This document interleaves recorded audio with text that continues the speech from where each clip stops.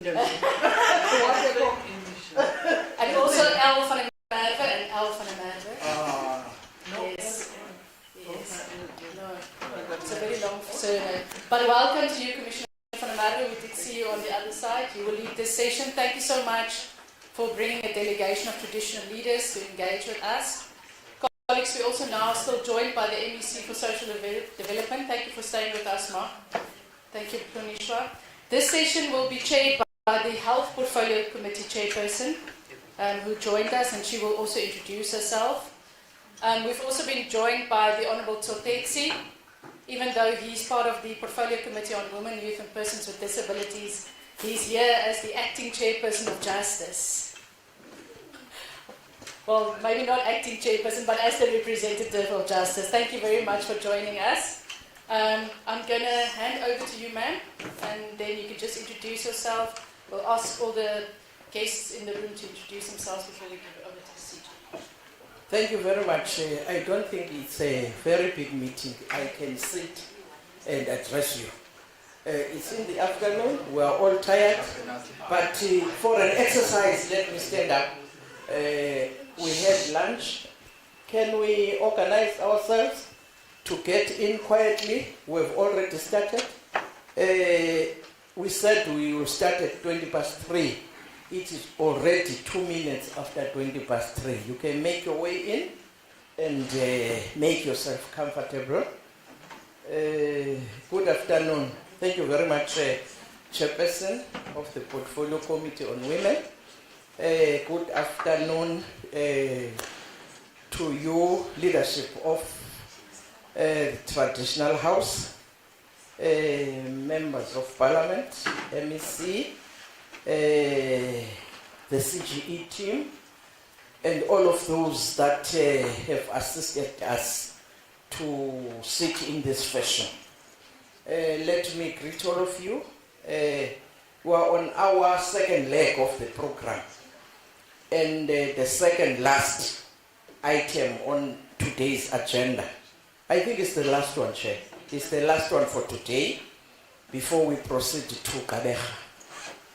Ladies and gentlemen, honorable members, we are here as per the resolution of Parliament to undertake this exercise. EGBV is on a rise nationally. Statutory rape is on a rise nationally. That's why we want to get the experience of the inland and rural provinces. The team has been in Gauteng province. Now we are in the Eastern Cape, going to close the program in Kabeha. That's the coastal and rural province of the Eastern Cape.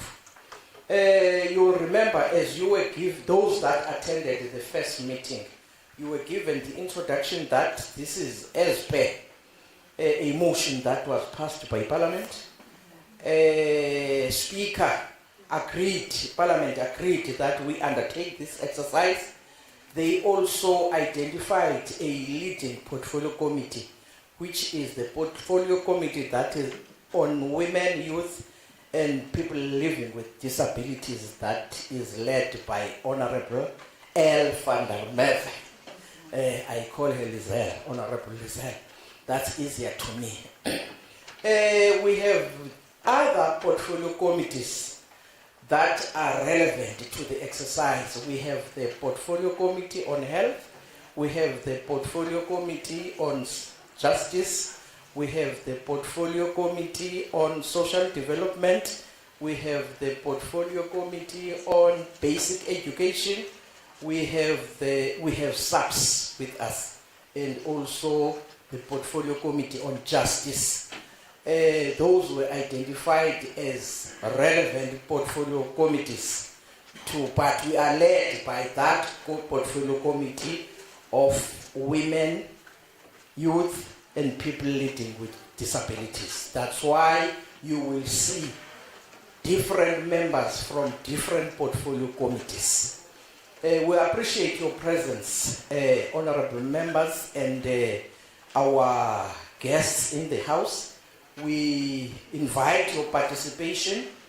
As I have alluded to the fact that the subject for today is statutory rape, which seems to be on a rise due to various reasons. We want to get your experiences. We expect you to make presentations to us to enable Parliament to take some resolutions around that. We are on a fact-finding mission as the portfolio committee, but we want to get the experience. We will learn from that experience. It will lead in us making maybe revisiting the laws that exist already or proposing new laws. It will depend on your presentation that you make. We have met with the Department of Education. They made their presentation. Health made its presentation. Who else? Social Development made a presentation. And Masmanyane made a presentation. We are coming to you then, but it will start with introductions. Let me first introduce myself. I am Tembalam Kleko, that's my name. I come all the way from the Royal Province of the Eastern Cape, not far from where we are now, but I'm from this province. A member of Parliament in the National Assembly. I'm working in the Portfolio Committee of Health. The Honourable Member will start this side and will ask someone to take lead in the introduction of traditional leaders. Maybe someone within them will undertake that exercise. Asikhahleli ke thina siyazazi sawuvake kulo tata that will or lo mama that will be introducing the team from the traditional leadership.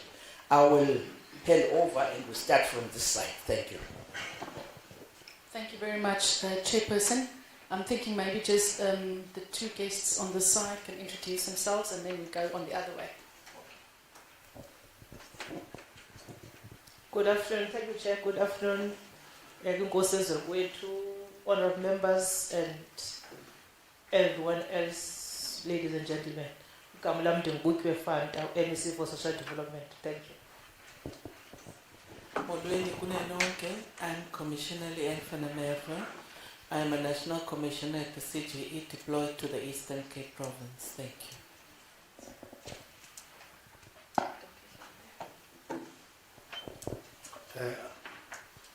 Good afternoon. My name is Chislehurst. I am a member of Parliament and a member of the Health Committee, alternate member of the Committee for People, for Women, Youth and Persons with Disabilities.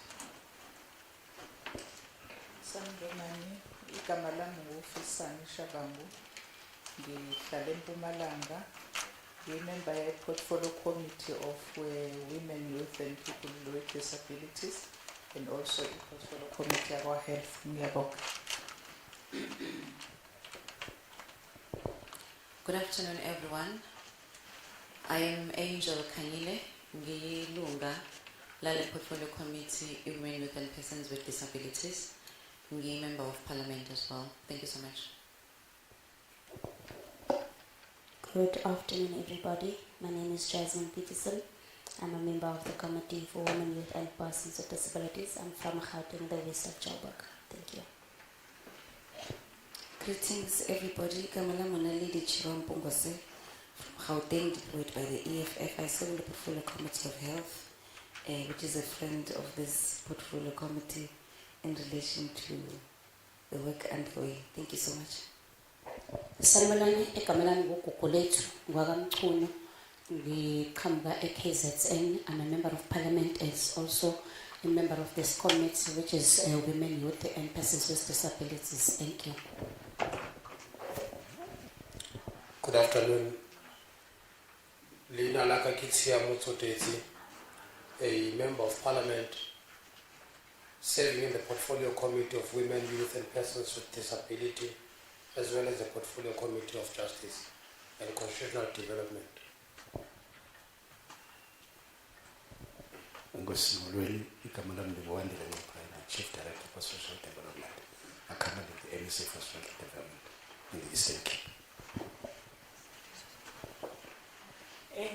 Thank you very much. Good afternoon, Chairperson, honorable members, honorable MEC, the House of Traditional Leaders. I am Kang Nazuliswa. I'm the DDG in the Department of Social Development. Thank you very much, Honorable Chair.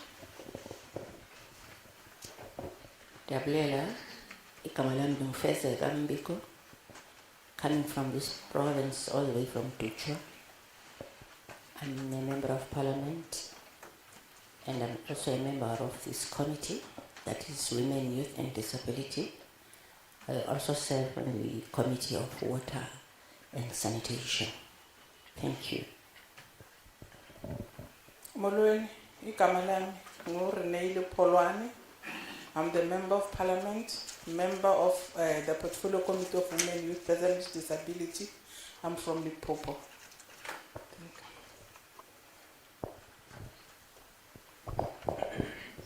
Good afternoon, everyone.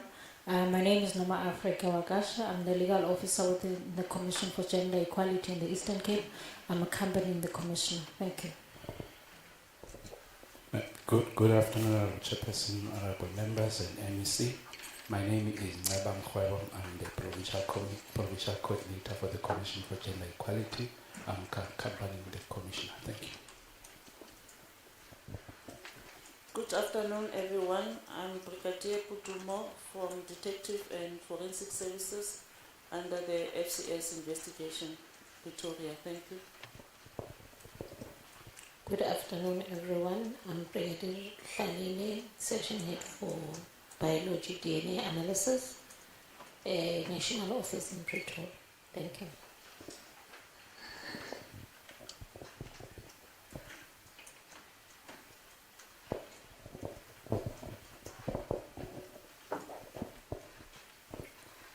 Botani nonke mna ndingumnkosi ulandubuzwe ngwekazi wamabhele eNgqushwa ndisuka ku-Provincial House of Traditional Leaders. I'm together with my colleagues, my fellow members of our royalties and members of the Provincial House of Traditional Leaders. Next to me I have Nkosi Busoshe of Amahleke. He is also a member of the Provincial House of Traditional Leaders. And I do have my leader, Umama, Nkosi Mhlambiso Lona, Wamahlubi, Kwamathole. She's an ex-co member from the Provincial House of Traditional Leaders. Engozi.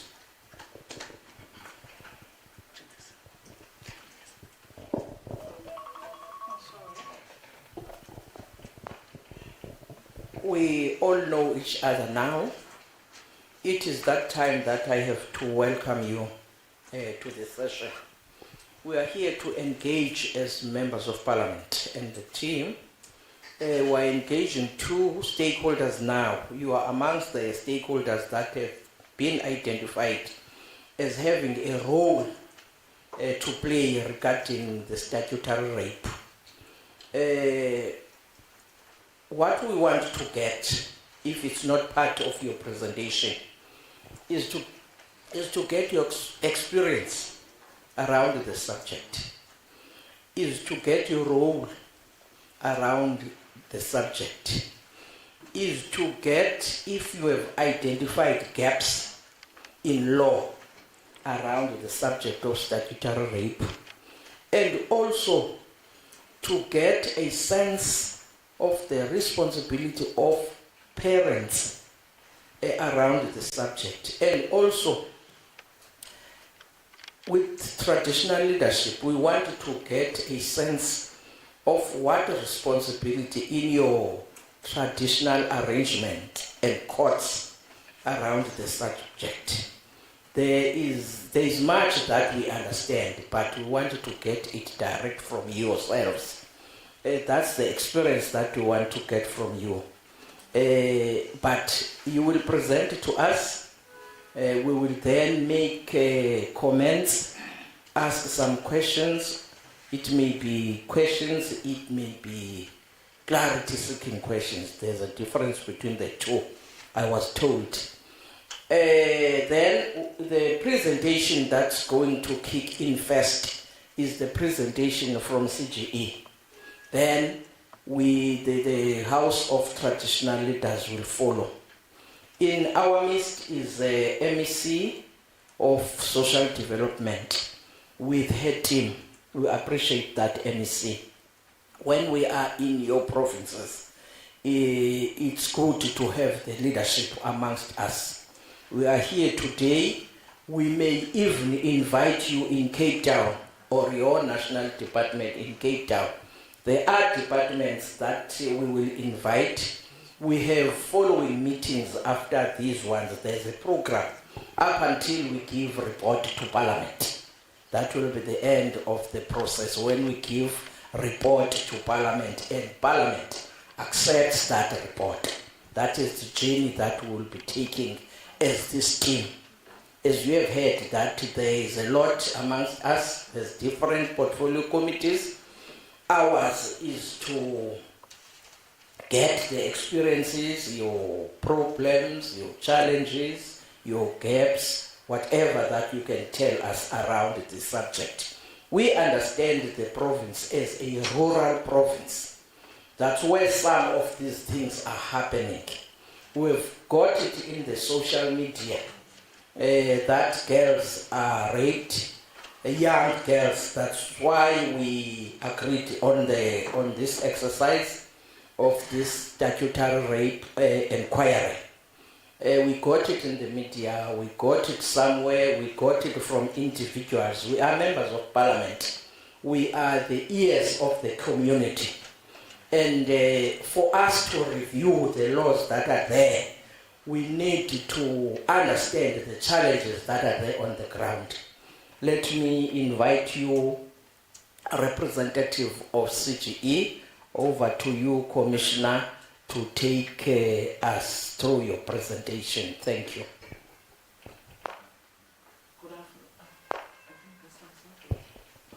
Good afternoon, Chairperson of the session. Good afternoon again, colleagues. We have the very exciting task of ensuring that people stay awake after lunch. With that said, colleagues, I am Commissioner van der Merwe. I am a National Commissioner at the CGE. I'm deployed to this province. It just so happens that, one, I am based in the province. I've always been based in the province. I probably will always be based in this province that I call home. Let me take the opportunity to welcome the traditional leadership this afternoon. Welcoming the MEC and her team, welcoming the members of the Portfolio Committee on Women, Youth and Persons with Disabilities, and to also note that today is the official start of the month of persons living with disabilities. So it's a very opportune time for you to be doing this work, Honorable Chairperson of the Portfolio Committee of Women, Youth and Persons Living with Disability. The CGE is tasked with the promotion of gender equality, and we do that primarily through 3 strategies, which is public education, it is litigation and law reform, as well as research. I am the chairperson of the subcommittee on research at the Commission. The CGE has done quite a bit of work around working with traditional authorities. There are research reports that you can access on the CGE website. The ones that come to mind now is Royalty Without a Crown, in which we looked at women's experiences of traditional councils and the kind of powers that women are given in these traditional councils. My colleagues continues to look at women's access through traditional courts and what that looks like. We have worked with the key stakeholders in the province, and we continue to work with them around the issue of cultural circumcision, ulwaluko. And then we also have worked on women's. We've had a very interesting case in the province in which the courts looked at women's rights in acceding the throne. And then I want to very concerningly cite the instance in which we had traveled to Matatiel when we were going to engage the traditional leadership on the rise of female genital mutilation in that particular district. What was so disheartening, Chairperson, was that as we were discussing the issues, one of the chiefs got up and said that he will have no part of the discussion, of which, I was still able to respect, but I think more concerningly for me was when women followed him out the door as we were trying to engage on this very, very important issue of rise of female genital mutilation apa epondweni. We had an elaborate discussion this morning looking at the issue of statutory rape from multiple perspectives, which was the healthcare perspective, the social elements of it, the educational perspective, and different NGOs presented regarding the work that they are doing in relation to statutory rape. But I think this session for me is very, very important because this is where we are placing the person who is going through statutory rape. I don't want to say the victims, but the survivor of statutory rape always will remain an issue of community. When we are able to locate that person with where they are coming from, Honorable Chairperson, those who are around that particular child, what is in place, what kinds of support exists for people who are survivors of statutory rape. And this is a very important perspective that we are going to be getting from the traditional leaders about what exactly is done, how are these issues elevated at a social and community mobilization level. Chairperson, I heard something very concerning today, and it's something that has been on my mind for a while. I guess it's just, one could call it feminist analysis, is that the issue of statutory rape has been around forever. But it seems almost, and I was saying to the MEC earlier, that we are all kicking into overdrive now that we're starting to hear, because you hear people saying, this issue is so bad because now even boys are raped. Yeah. And be that as it may, the question remaining to be asked is, why are we going into overdrive now that boys are raped? The issue of statutory rape has been there forever, regardless who is the survivor of that rape. That has been part of my analysis and thinking about the issue, and that we don't necessarily think of this issue from a gender equality perspective. All of a sudden, we all seem to be kicked into overdrive now that this particular discourse is emerging. And that, honorable members, is really also indicative of how violence against women and girls have been normalized.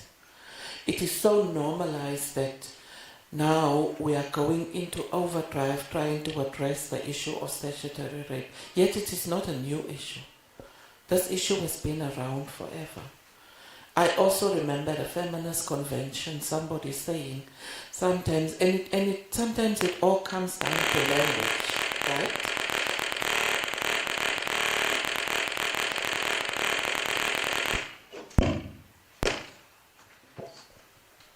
Am I audible? Yes, you are. Okay. No speaker formed against me shall prosper. It really puts us at a place where we should be thinking very critically about what do these concepts mean. I went to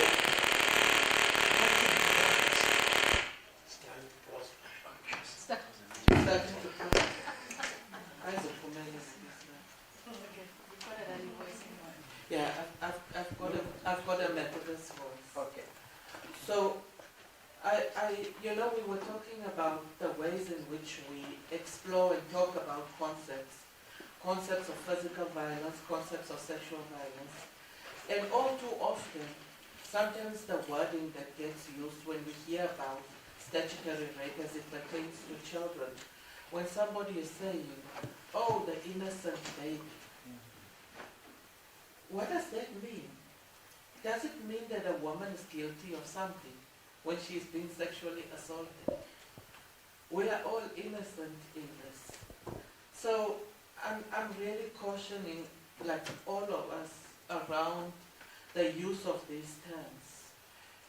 And yes, children don't have perhaps the agency to be able to stand in court and report their own cases. But we should be cautious about using language that normalizes violence of one group over another group.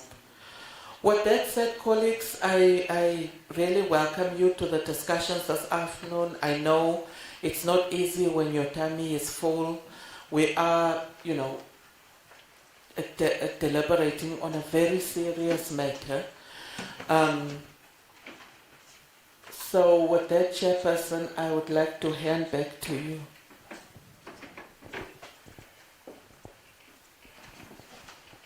Thank you to you, Commissioner. We appreciate your input. We will, at the right time, find space to follow your presentation as members in the House. Let me give it to you, Inkosi Zendana. Yabona mosithina sonke apha sonyoliwe. After 5 years we are gone. Abantu bangangasiphakamisela izandla. Nina, you will be there. Resolutions that we take today or recommendations will stay with you even if the team is not there in Parliament. But zawuhlala zikhona zona. Yiyo lento kuthiwa nizinkokheli zemveli.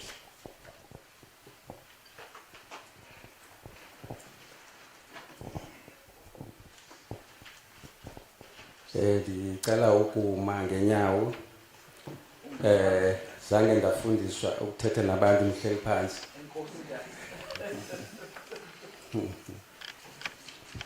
Abaphathiswa bakhoyo,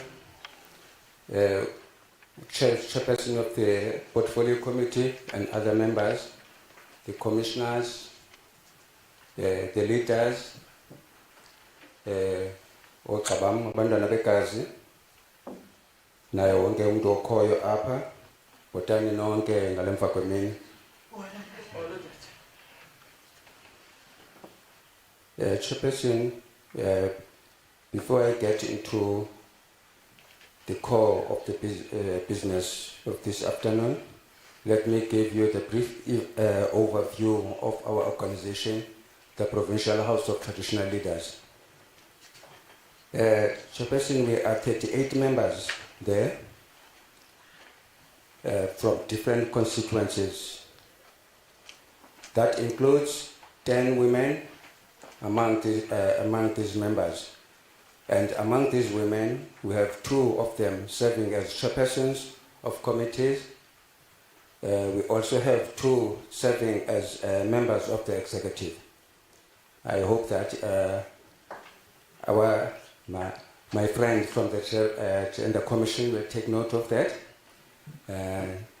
We are going somewhere as far as gender equity is concerned.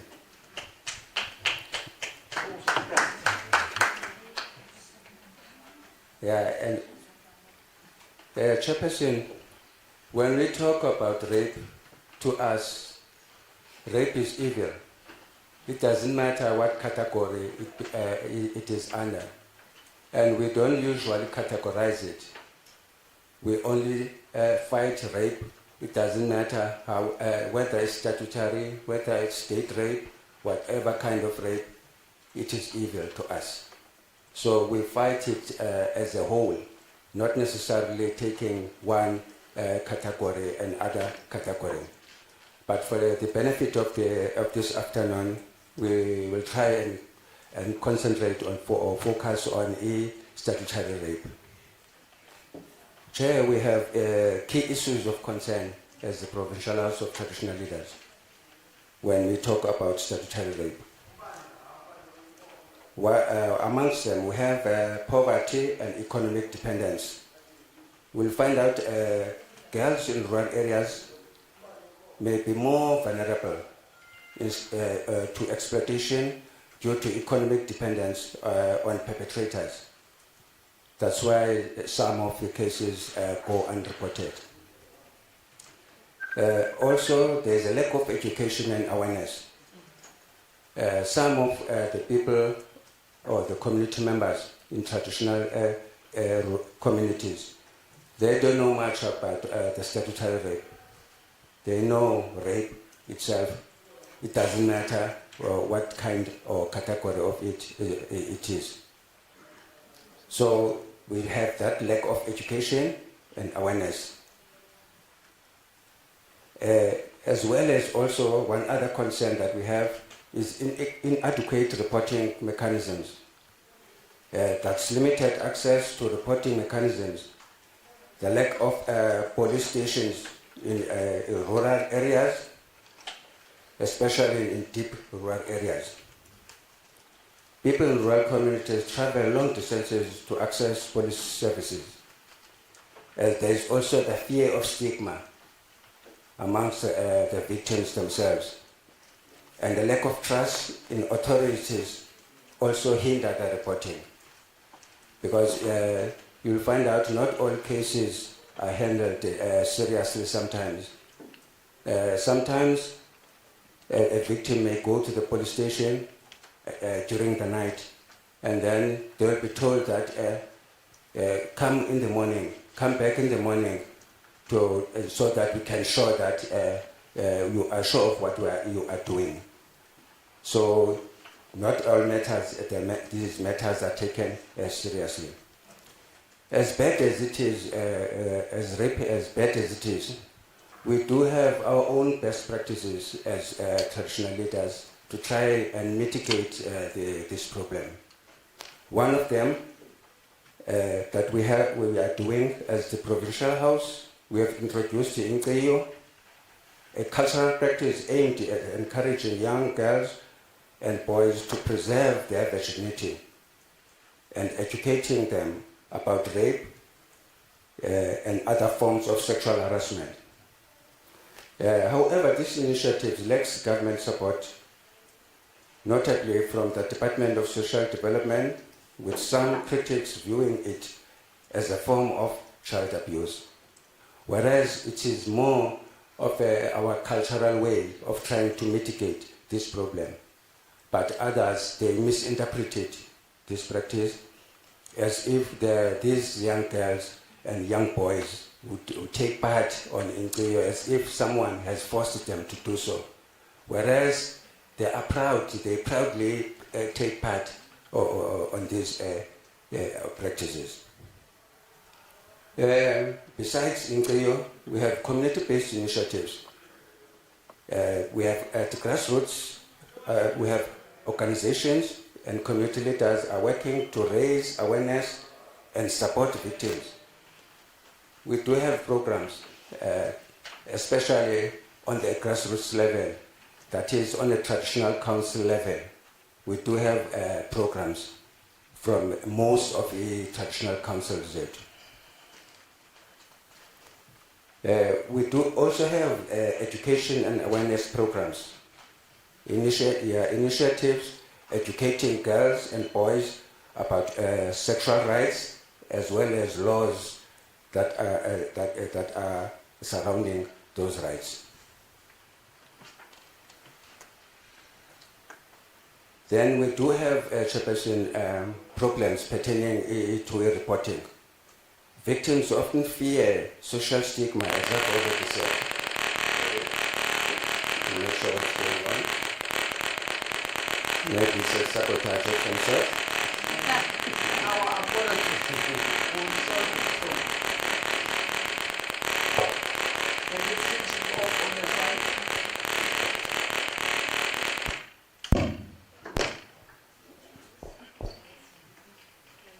Maybe, oh, okay. It's better now. I was saying that we have problems pertaining to reporting. If victims often fear stigma, retaliation, further trauma,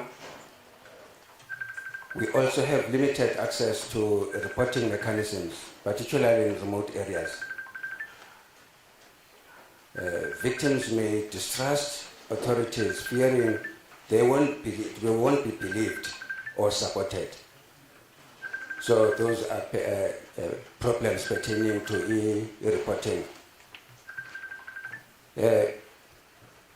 Yes, I won't be that long, Chairperson, but we do have some recommendations, things that we think that they can be done to mitigate this crisis.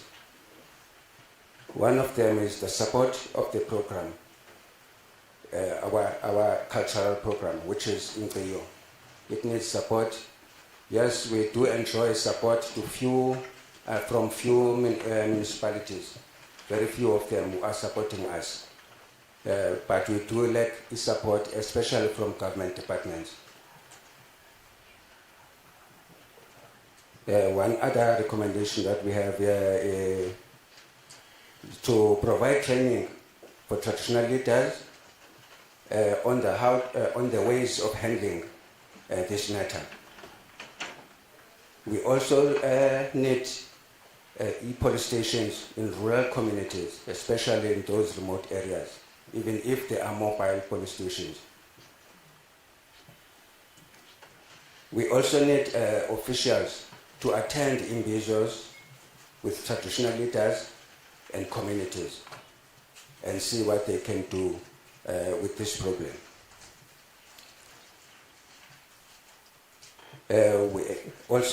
We need the establishment and accessible, safe and confidential reporting mechanisms so that to mitigate that fear of reporting by e-Natsiki victims. We also encourage partnerships between government, NGOs and traditional leaders. Also to ensure victims receive comprehensive support services, including counseling, medical care, as well as legal assistance. By addressing these concerns and implementing recommendations, we can work towards reducing statutory rape in rural areas and as well as supporting the victims. Before I sit down, Chairperson, I would like to reiterate that to us as traditional leaders, rape is evil. It's never a part of our culture. Anyone who claims that or who is hiding behind culture, our culture, when committing this offense, that is not true. So rape is evil. It doesn't matter what category it is. That includes also the statutory rape. We believe that as the Provincial House of Traditional Leaders, people of South Africa, they united against apartheid and they were able to bring it down. Even the statutory rape can be brought down as long as we work together. Thank you.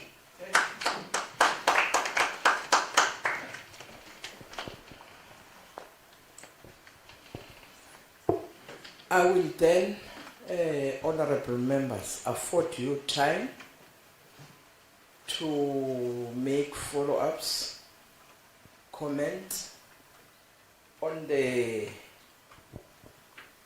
presentations, be it by CGE, be it by the leadership of the House of Traditional Leaders. I am starting with the member next to me. Commissioner. Thank you very much, Chairperson. Thank you very much, Nkosi, for presenting. But I also do want to say to you that you very rightly pointed out that you are promoting women within traditional leadership. But I also want to advise you that promoting leadership is just one part of it, because you can have 20 women in a delegation of 30. But if those women are not empowered, if we don't have substantive gender equality within those spaces, then it actually means very little. I also wanted to ask, and I think that different departments are really ducking and diving when it comes to this issue, is what exactly happens at Intiyu? What exactly happens there besides the meeting the meeting that in which these young girls are, or young persons are prepared for adult world? And lastly, I want to know I know one of the things that the House of Traditional Leaders continue to say to us when we ask about the traditional, is it the Traditional Courts Act, Norma? Is that that there are no directives as yet, is one, and this is also to the parliamentarians, when are we going to have implementation directives to this case? And also, what are the ways in which we can empower traditional leaders to report statutory rapes within their constituencies? Thank you, Chair. I think when all comments and questions have been raised, it is then that I will give back to you, Bantwana Bekas. Mandi notice ke izandla, so that, okay, let me start from you, honorable member, if you'd like to comment up until it gets to the last member there. Thank you. Thank you for the two presentations. My first comment to the Commissioner would be that we should not get into a contest about boys and girls. They are our children, and all of them need to be protected. And I understand the angst that you have, that action only occurs when males are impacted. It happens even in medical research. Research relating to women's health lags behind.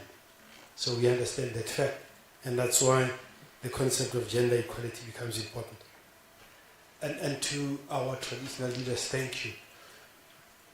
And it was heartwarming to listen to the presentation.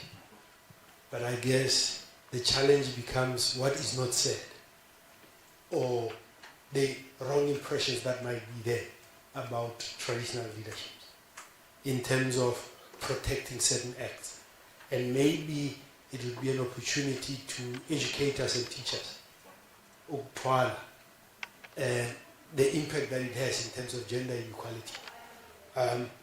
Almost like our customs turn women into commodities. And how do we deal with that? Even though we have gender representation, is it really equality, as the Commissioner asked? The issue of land ownership for women, the issue of succession to the throne, and more importantly, whether traditional leaders in this country accept the Constitution as the supreme law of the country, and that there are certain norms that we have and traditions that we have that need to be reshaped to align with the Constitution. And I'll give a simple example that in most cultures, things were not done for women. And women were not taken to school. But those issues have changed. There are certain things that women would be denied and it would be acceptable. And these things have become normalized. I'll give you an example that when I was growing up, we were left with dad at home, and he discovered that there weren't enough eggs for him to prepare. There's 3 girls and 2 boys. And he decided to come up with a story that eggs give girls gas, so that he could share the eggs with his boys. And that has stayed with me. So demeaning women has been normalized in our societies. And how do we work with traditional leaders to say girls are equal in terms of inheritance, in terms of heritage, in terms of succeeding to thrones, and they can't be used as commodities. And talking about all these acts that demean women. Now, something that has come up quite often, and you alluded to it when you spoke, one of the initial things that you spoke about was the issue of the prevalence of poverty and economic dependence. When I grew up, that was no excuse for bad behavior, for killing or stealing or abusing women, and then coming up with tokens, financial tokens, to a family that you have destroyed. And for me, it's going to be important that we hear from traditional leadership how we work around this issue, where there's a values crisis and we're hiding behind finances. When there's a serious values crisis, what people will do for money, or what people will do to others because they have the power. And the issue of stigma, just like when we dealt with the stigma of HIV and AIDS, traditional leaders were key in dealing with it. And people believe in leadership. And it is something that the traditional leaders must lead in getting rid of the stigma and protecting victims in their communities and ensuring that the families do the right thing and the communities are encouraged within the traditional norms for the intolerance that we speak of, the intolerance to rape of any form. That should be what we talk about. And it's not up to the state. It's really up to us in the families, us in our customs, to deal with the perpetrators decisively.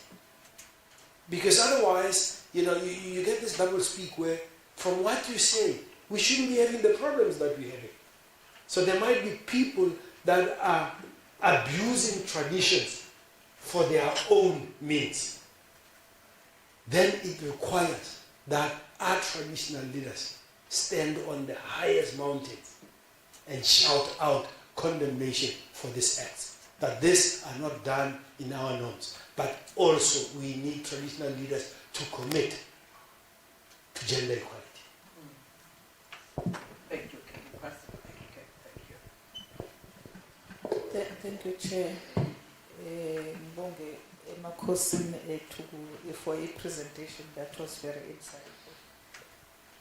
One thing that stood up for me, amongst the causes of the statutory rape, one it is the Vukosi mentioned financial dependence on the perpetrators as one of the causes. But on the same breath, with all the activities that the traditional leaders are trying, the presentation spoke to lack of support from some government department. And there was a specific thing that you said that with regard to training of traditional leaders. So this cause alone of lack of financial, the dependency of these victims if I'll take it that if the traditional leaders were well trained on reporting cases, because that is where this whole thing is lacking. There's no mandatory reporting, because now I can imagine le ezilalini and amakhosi ane power if they can be able to do what they are supposed to do. Ngoba lezi lalini amakhosi aphethe abantu ngathiwa babizwa inkosi baya ngobuningi, unlike any other meeting ukuthi uyafika ubiza meeting, but emakhosini baya ngobuningi. So I think our department will have to come up, because it's clear if amakhosi athi there's lack of support, though it didn't talk much on what other support, but there was a specification of training of traditional leaders, because that is where now they will be able to understand that even if there's financial dependency, they have I'm aware of it, so I've got a responsibility to report, because according to the Act, that is what is required. Once you become aware of the statutory rape, you cannot keep quiet. Even if it's your neighbor, even if it's your relative, it's required by law that we all must report these things. So I think it's very clear that support is needed for training of traditional leaders. Otherwise, we really want to appreciate your presentation and your involvement in this, because we can't do it alone. Traditional leaders, they've got more power. Other things that were mentioned, we've heard about them, challenges about Hamapoisa and stuff like that, but we want to commend the work that we are doing, and that don't tire. We hope that the departments will chip in and assist. This is a serious challenge that we are faced with. Thank you, Chair. You can pass it up until it reaches here. Thank you very much, Chair. And ngithanda ukubonga emakhosini, our traditional leaders, the presentation that you have given to us. It was quite detailed. Chairperson, the first question that I have, it says... My apologies, I'm checking if it's working. It's working. It is working. Thank you, Chair. The first question that I have, it says to the CGE. One of the Commission's constitutional mandate indicates that they have the power to monitor, investigate, research, educate, lobby, advise, and report on issues concerning gender equality. I would like to find out that within the province, considering this constitutional mandate, what work have been done by the CGE? Because the issue of statutory rape is not a new issue. It is being attended to now because it keeps escalating.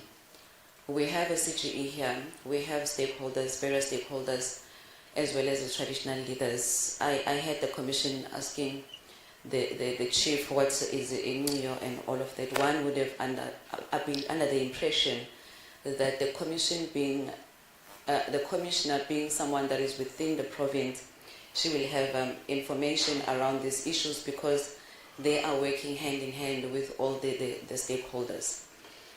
I would like to find out what work have they done in terms of addressing the issue of statutory rape, because it hampers issues of gender equality. When our little girls are being impregnated, are being raped, they become mothers at a young age, then they end up not being able to go to school. Chair, I'd like to commend Amakosi on the issue of Inyo, how I apologize if I'm not pronouncing it correctly, but how he explained this is that they educate young girls and boys to preserve their virginity. I think this is something that is very, very important. And maybe this meeting should have happened together with the Department of Social Development and other stakeholders that we had earlier this morning, because I feel there's more collaborated effort that is needed if we need to fight the scourge of statutory rape and gender-based violence. There needs to be a way where you all work together. Honourable Chairperson, Honourable Shabangu next to me has indicated the issue of mandatory reporting. I believe that you also need to be empowered, but you cannot get empowered if you are working in isolation. You need to work in partnership with SAPS, in partnership with social development and health and everybody. And what I've also observed is that SAPS is the biggest issue when it comes to issues of statutory rape, not only in the Eastern Cape, but in Gauteng as well. Because each and every presenter that comes before us, they complain about SAPS. SAPS want to be police and want to be social workers at the same time. When you go to the police station to open a case, they want to advise you why you must not open the case. And that is not their responsibility. If you present yourself at SAPS, SAPS must be able to assist you. I think it is, this meeting was an eye-opener. Chair, we are going to be taking this matter to Parliament. I think the issue of SAPS not being reachable by people that are in the deep rural areas, it's an issue of a big concern. We need to check with them if they can have satellite offices, if they can have, I don't know if it's possible for them to have mobile offices, but I do believe that it's very important for government to go where people are so that people can be able to access the services. And to the traditional leaders, I also would like to find out about the issues of Ugutwala, because I'm coming from Mpumalanga and I serve in Cape Town. So most of the time when there are news we read about issues of Ugutwala, especially in areas where there are traditional leaders. And from where we are, at times we are made to believe that it is something that you promote as part of a culture. But I just want to hear from yourselves, is this true? Is it still happening? If it's still happening, and what is the plan to end it? If it has been addressed, maybe you can also advise. But can you please just elaborate on us on issues of Ugutwala, because I also believe it also borders around the issues of statutory rape and gender-based violence. Thank you very much.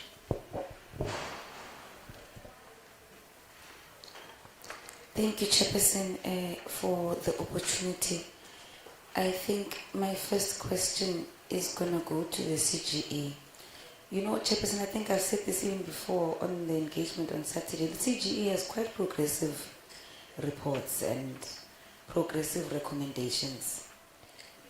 The part where I have a problem with the CGE is that it does not behave like it's a Chapter 9 institution in relation to how it rather fails to defend its recommendations.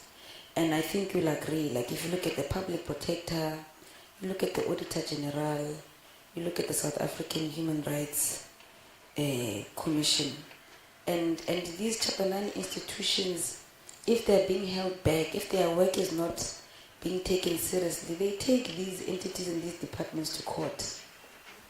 But the CGE doesn't. So the CGE almost behaves like it's an NGO, you know. It doesn't exercise its full power. And well and fine, sometimes they cite Indabayama resources. And maybe they should look at how they resource and spread across the resources that they currently have within their possession, to look at ensuring that these recommendations don't just end up in shelves, because that's what happens. I can count many. CGE does amazing work. Their research is top tier. The recommendations are right where it should be. But they end up nowhere, and nobody is held accountable for that. Even Nalenda Balaya, Emma Statutory rapes, take these recommendations that you've come up with, these studies that you come up with, and take these departments to court. Take the Department of Health to court and hold them accountable for failing to open rape cases. Take basic education to court. So I think my question is in relation to that. What then, after the reports and the recommendations, and when the departments defy, what happens then? What does the CGE do to defend its work and its integrity as a Chapter 9 institution? And then much appreciation to the traditional leaders. I think they are raising such important issues And I think a consistent issue is the one of lack of support for the work that they do. We take that very seriously because we have been reiterating these sentiments. Inkosi iyakhuluma ngendaba ukuthi akunama police station in the rural areas, in deep rurals. That is a serious thing because we're crying about that very same thing. And I think, Chairperson, I know the committee will be able to capture all these recommendations that the traditional leaders have given us. And I think as a committee, we owe it to those communities in remote areas to go and defend them back there in Parliament. Even in our engagements, before we pass budgets, there's an official who called us out at the previous engagement. We said, no, you can't act surprised that we don't have money to do the things we want to do because the budget is the truth. It's us in Parliament. They vote, they raise their hands and they say they vote in favor of budgets that don't speak to building more police stations, to hiring more social workers, to hiring more teachers and more policemen. It's us, yeah. Us. Beyond that because the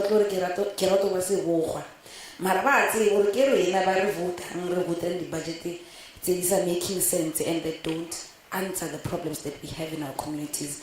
I just wanted to say thank you for the presentation, the traditional leaders, and we will make sure we defend the recommendations that you have given us because we are in full agreement of some of them. Important a provision of training for traditional leaders.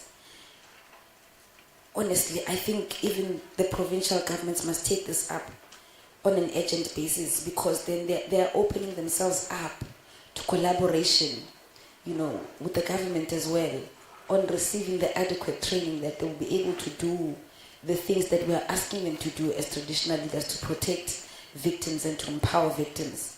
And then transactional relationships and kulmangayo iqiniso because we're expecting girls as young as 15 to negotiate condom use with people who buy them bread, to negotiate if they are going to say yes or no to a person who's going to buy them pads after that interaction. We're asking for too much because we're not giving them food, we're not giving them pads as government.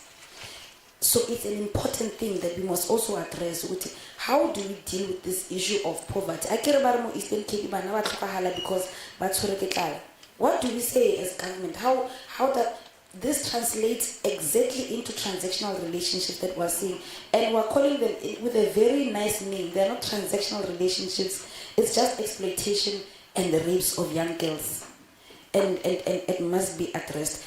Lastly, Chairperson, because I won't stop, I'm taking this opportunity just lastly. Yesterday I've seen a cat in manage. Saying a cat going in bed. ECGE language you say to is sometimes quite dangerous. And I think we should be wary of how we use language, especially pertaining to sexual violence, and how people can feel excluded from conversations. Like if, for example, we're speaking about rape and virginity in the same conversation, there's some young girls who will be ruled out of that conversation, not because they're not virgins anymore, but because they were raped. We must find a language that will be able to encompass and dignify virgins who are not virgins technically, but who are virgins but have been raped. Because then some TV virginity and rapes a victim rape themselves, and we must find a way to also say you are still a virgin. Just because you were raped does not take away the fact that you do not give the right to a sexual encounter. Thank you so much, Chairperson, for the 7 minutes you gave us. Thank you, Chair. Siyabonga kakhulu ngepresentation iyezwakala. My colleagues sebekhuluma okuningi, I don't want ukuthi ngirepeat izinto esebeyishilo, but ngiyafisa nami ukwazi ukuthi yini inciyo nokuthi yenzani isizani kephi kulesi simo esibhekene naso. And also ngikhambe KZN nokuthwala, kodwa ngiyathanda ukuzwa ukuthi kusho ukuthini but ngike ngikuzwe eKZN bekhuluma ngokuthwala but mangacacisela lapho ukuthi iyini yona kodwa kakhulu inciyo ngoba ngiswele ukuthi na nicela ngisho isupport so ngiyafisa ukwazi ukuthi na iyini ke yenzani ukuthi siza ngani kulesimo. Thank you. Thank you very much, Chair, for the 7 minutes that we've already given you. No, a lot has been said. I don't think I will invoke that behavior. Now, Chair, the Commissioner mentioned something which I think I must be able to start with. She spoke about the normalization of abuse of women in society. The reason I want to start with that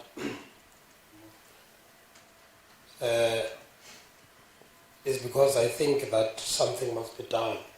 And if there are people that are going to do anything with or lead the charge, is our traditional leadership working hand in hand with government. You know, I grew up in a home, Chair, where the grandmother usually told us how she was married at the age of 13. 13 years. And some of her children also got married at that age. Now, because it's raised at a family environment where there is nothing wrong, it's normalized and is treated as if there is no problem. But if you think about it, with the current legislations, there's no way that a person aged 13 can give consent to them being married or worse, them to sex and so forth. But now it has become so normal that that society have accepted it. Now, we need to then say, what kind of programs do we initiate as the traditional leadership, as government, to ensure that society unlearns things that they would have learned and accepted as correct. Because this is what gives birth to cases of statutory rape that then gets managed in families and they're not reported. I was married at the age of 13, 14. If a child has been had sex with at that age and by a family member, we need to manage this thing so that it doesn't get out. And it's not given that seriousness which it requires. So I think that there is a need to drive a program that may make sure that our people unlearn some of these tendencies that have been normalized that are wrong. I want to say, Chair, that of course we must welcome the fact that the House of Traditional Leadership comes having prepared a set of recommendations, and I think I'll take them, because that is why this exercise is important, to say that all sectors of the community, of society, must be able to put their heads together and find a solution for this experience. But because we are going to present a report to Parliament, I would really like to get the traditional leadership to also express themselves quite vividly and tell us what do they think in their own experience, the situations that are confronted by our people contribute to the scourge of statutory rape. The question of the underdevelopment of our communities, particularly in the rural areas and urban areas. Why do we have the stats speaking more or raising more numbers around the statutory rape, locating more numbers within the urban areas and the villages? What is the impact of underdevelopment in that regard? So that when you speak to government, we are able to say that the pace of development have a direct link to the awareness of society. That goes, of course, to issues of poverty and the question of lack of education amongst our inhabitants in the rural and urban areas. What, in your view, do you think is the relationship between all these factors and the issue of statutory rape that we are talking about? Of course, we do have perpetrators. I was not part of the earlier session, but I would have heard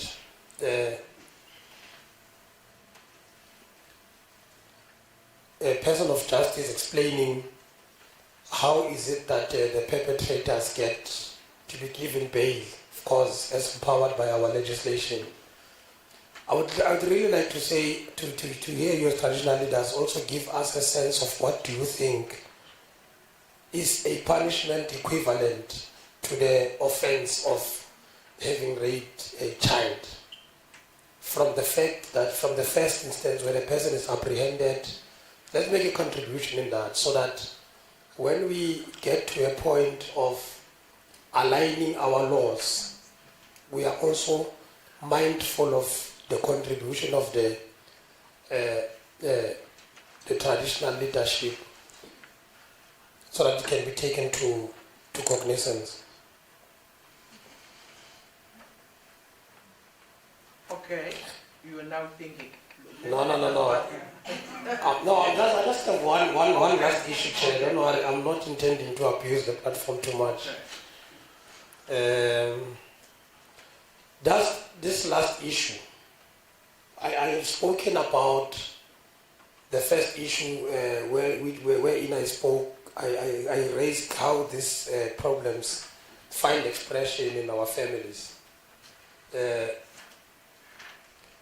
The development of society, of course, depends on strengthening of the family structures. What, in our own view, can we do to ensure that we strengthen these family structures? And where do we need the support of government in that regard? I'm raising this because I know that a lot of our family structures, they do have some sort of an allegiance to traditional leadership, and they would rather accept a direction from traditional authority on how they must conduct themselves in their domestic affairs as opposed to getting direction from government.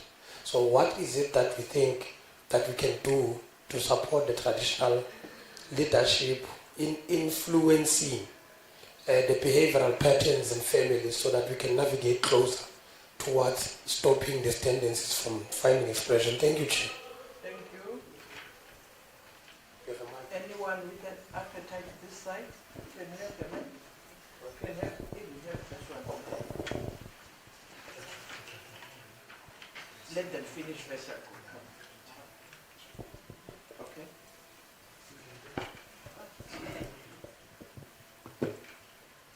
Yes, sir. Yeah. I'm not going to be long, but what I want to say is that I feel pity for you, Nkosi zami. Mkhulu umsebenzi enijongene nawo apha ezilalini. I know exactly, as a rural girl, where you're coming from. In our area, we've got, this breaks my heart, fathers who've got children with their own daughters. And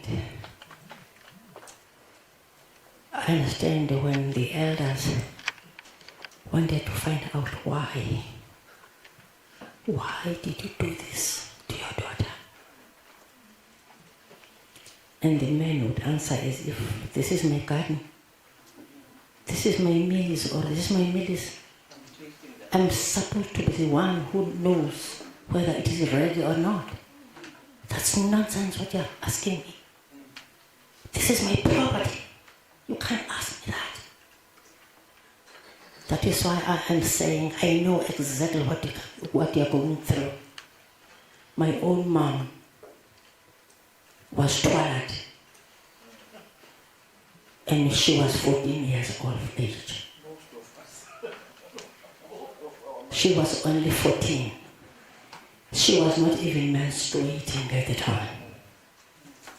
She stayed about 2 years before she saw her first menstruation.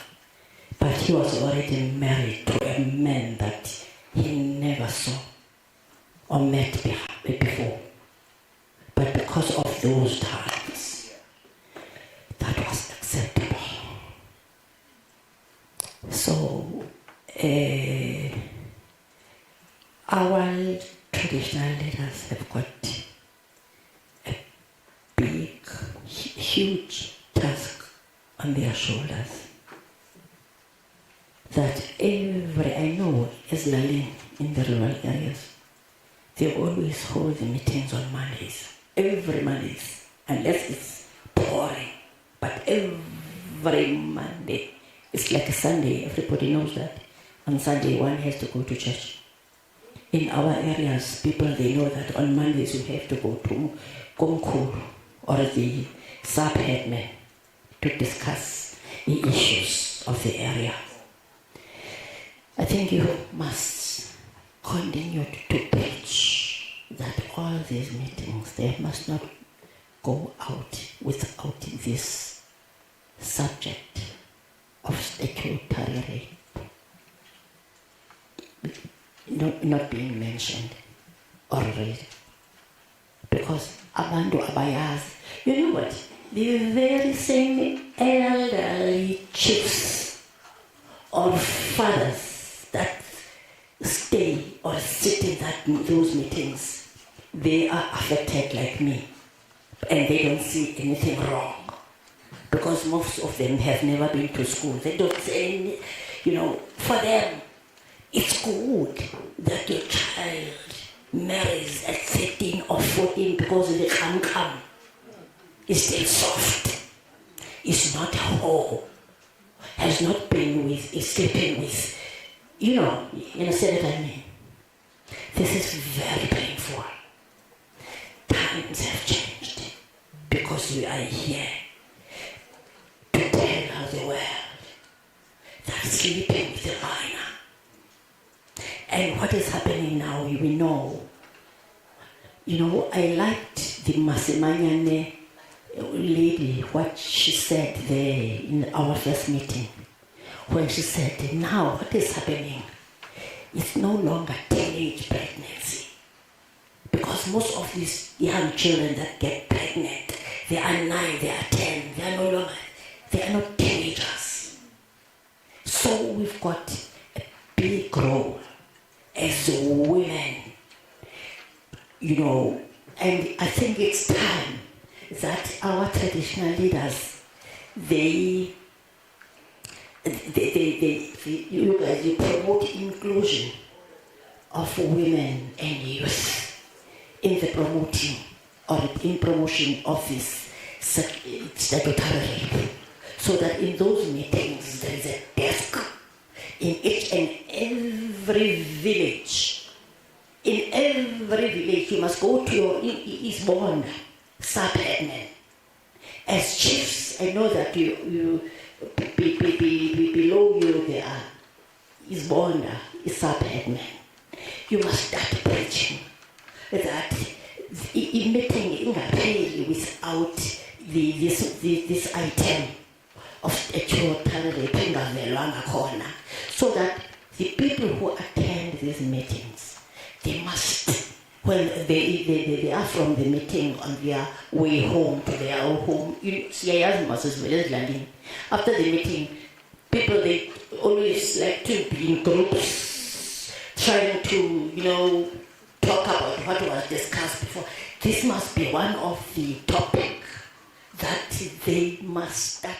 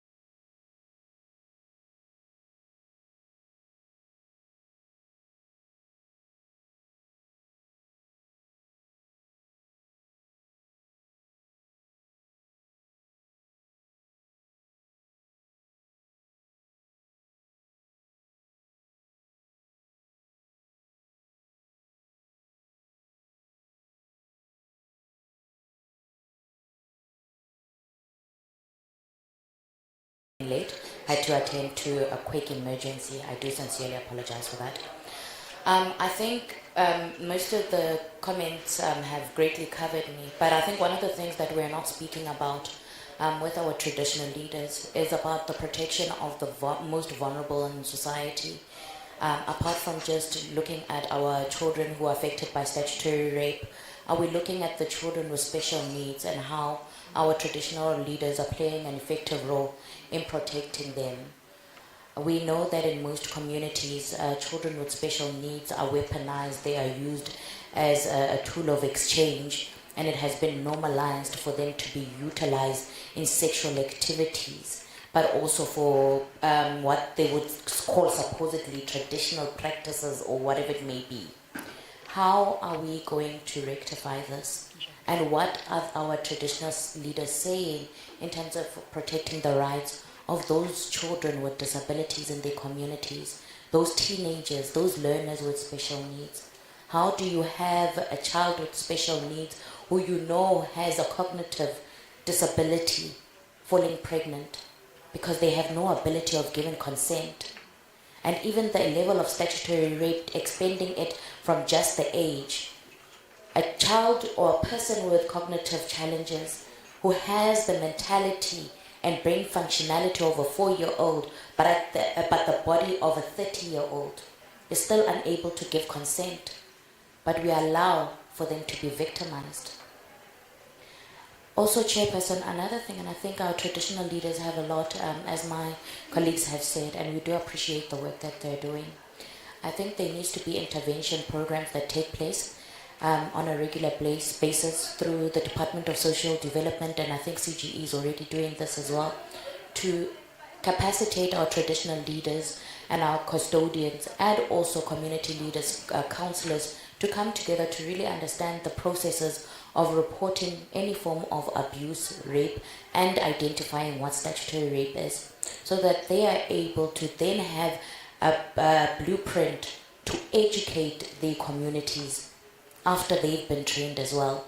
But this needs to be an ongoing conversation that happens in our community so that we can destigmatize the conversation about what is rape, what is sexuality. Another thing perhaps our traditional leaders must also consider is corrective statutory rape that happens in our traditional and African communities quite a lot, where we are seeing young girls and young boys who are unsure of their sexuality or are trying to find themselves what their sexual preferences or identity might be. And we allow for community members to victimize them, and we call this corrective statutory rape or corrective rape, where you find a 12-year-old who has been raped because she identifies as a lesbian, so that she can be corrected to be a real woman who falls pregnant, and she has to bear that. So I think that's another thing, Chair. Before I come to my closing, I think one of the other things that we need to do, and I know that this inquiry is based on our girl children. Our traditional leaders must also give us a profile of how they deal with young men, with boys who are victims of sexual abuse. Because that is something that we know in our communities we do not speak about. Our boys are embarrassed. There is a shame for them to be sexually molested or sexually abused in any form, because then it means our coin daughter. And I think our traditional leaders have a responsibility when our boys go entabeni to teach our boys to understand how to protect themselves, but also to have an ability to appreciate and understand when consent is given and what the laws of this country is, so that we are then taking out of that mountain those traditional programs. We are taking men who are conscious and responsible. A man who goes in Taiwan and does not understand that he has now turned 18 and does not even know that he cannot go and sleep with a 12-year-old. What did he learn at the mountain? Ufunendoni. Does not even understand what statutory rape is. Some of these traditional leaders, not even traditional leaders, the ones, I don't know, Baba Bizi Gobel, I'm not sure, at the traditional school for the boys, they are the perpetrators. And boys try to report this, but no one follows up on it. I think traditional leaders must also be capacitated with a system that allows for them to report without bringing the attention of communities to the matter, but allowing for it to be reported with dignity and the respect that it deserves, whilst providing the support to the affected family and the support to the victim as well. How do we ensure that victims do not become there is no secondary victimization that takes place in communities, where you are bringing a traditional leader who has taken a child who went to Twasa, after Twasa was molested, was raped there because Ukobela yake iti, my ancestors, but funeka ngilale nawe. And we allow it. Eastern Cape has one of the highest rates of teenage pregnancies. We saw the stats that came out this year. Shocking. Rapes, shocking. GBV, shocking. Something must be done. And I think this speaks towards really addressing the cultural behavior, the mindset, the mentality, and how we start to view ourselves as members of society, and really ensuring that our children are protected. That is key. What our grandparents and mothers, what they went through should not be normalized in this day and age. The laws are there to protect. And therefore it means the burden of responsibility is on our traditional leaders, it's on community leaders, on individuals and ourselves. Thank you very much, Chairperson. Thank you. I will now give over to Uma Mufanda. Nobe benga indicator to speak. Bendizamnika uba maka comment on what have been said. Kodwa bendizawuthi. Okay. Bendizawuthi ke when commenting Mamufanda, share the experience of that disabled child that was raped in one of the Manfred, where the parent killed the perpetrator because the perpetrator was raping a person living with disability. Share that experience. Uma Mufanda is not only an MEC for social development, she is also a gender activist. That's why she has followed us to here. Over to you, Mufanda. Thank you, Chair. Good afternoon to everyone. Thank you, Chair. Okay. Good afternoon to all the members and Nkosazana in appreciating input CGE. We are working very well with Nkosazana. Namakhosikazi akomkhulu sine good working relationships kunye nabo, especially kule ndaba yenkciyo. As a department ke inkciyo it falls under social behavior change programs sinayo pha, but ke nayo as an NPO ifumana imali ngoba imithe the norms and standards that are put forward by national department ukuze babe siyabafanda. Asibaleki kuba bezinkosi, kufuneka bamithe i-norms and standards ezibekwe ku-government in order your NPO ipaseyeke funds. But we do have as program the social behavior change as a department. Siyayivuyela abayinkosi zethu thathe iqhathu kule nto social behavior change. Ndakhe ndathwalwa nam. I have a personal experience yokuthwala. Ndipase ustandard 10 akomanda undibhekisisa e-university uhlutshekiwe ekhaya, kanti nje uba ndihlile nje kunyaka ndingafuni kumntu obona unkosikazi apha kum. Ndathwala ekuseni ndivuka ndisaphuma kule ndlu yokwenza ikofu kwenye indlu, ndabiza unyosisi, hayi umakhulu uthi abomfundi ileta apha elalini yam ndimaqaba kodwa ndayazi uba inoba ndim unyanisile ndimayofunda ileta. Nam ndahamba ndenza imisteyiki, mama wathi ungaze uphume eyadini ungandidinga xela. Ndenza imisteyiki uba ndimshiyele andamxelela, ndabaleka ndaxabana nento. Kodwa sifuna uzophikela. Xa ndicinga phaa kum aba banintsi abafana balo mzi wowumphi, abanye balungile abanye bakrwada. Hey, but I thank God my mother ayingazange ayisibona isikolo, kodwa that woman was a prayer warrior. I don't know how he noticed ukuba I am in that home. wabuya wafika evutha walikhala icala lomzi laphuka ndaphuma kanti naye wayethwelwe ngo-1948 yena ke lento ndinjena andizalwa i-gender activist wabheka epolice station 30 kilometers elalini yam wayoripota ukuthi ezilini ehamba ngeenyawo wabuye ekhwela isikuta ngebhulu elimhlophe elinetrebe ezingaphi ekhwela apha ngasemva eyobamba utatakhe utata uyandendisa endodeni engayaziyo andifuni ukwenda ngoba umama kaboni yena uyagula andazi uba umama uzawushiyeka nabani wavalela utatomkhulu ngo-1948 so ndile nto kwandisidlambile I am born from a person who hating gender-based violence. So siyayibulela inkosi zakwethu sine-experience in the Eastern Cape of uthwala, hence sayilwa as a province into basibe nebill yokuba ukuthwala is unlawful asikufuni. Remember sasinecele thina apha kwakuthwalwa into engazange yabonwa uthwalo 11 12 years ukuze siphakame as Eastern Cape sayilwa mayibe ibill yokuba ukuthwala kurong. Siyayihalela into that siyiqinise. But now what I'm afraid of izinkosi zakwethu kule nto yenkciyo is to expose our girl children kwezi mihle zoba bacima abantu abangamadoda bu-positive uzaphile uzawulala nomntana ongakhange alale nandoda.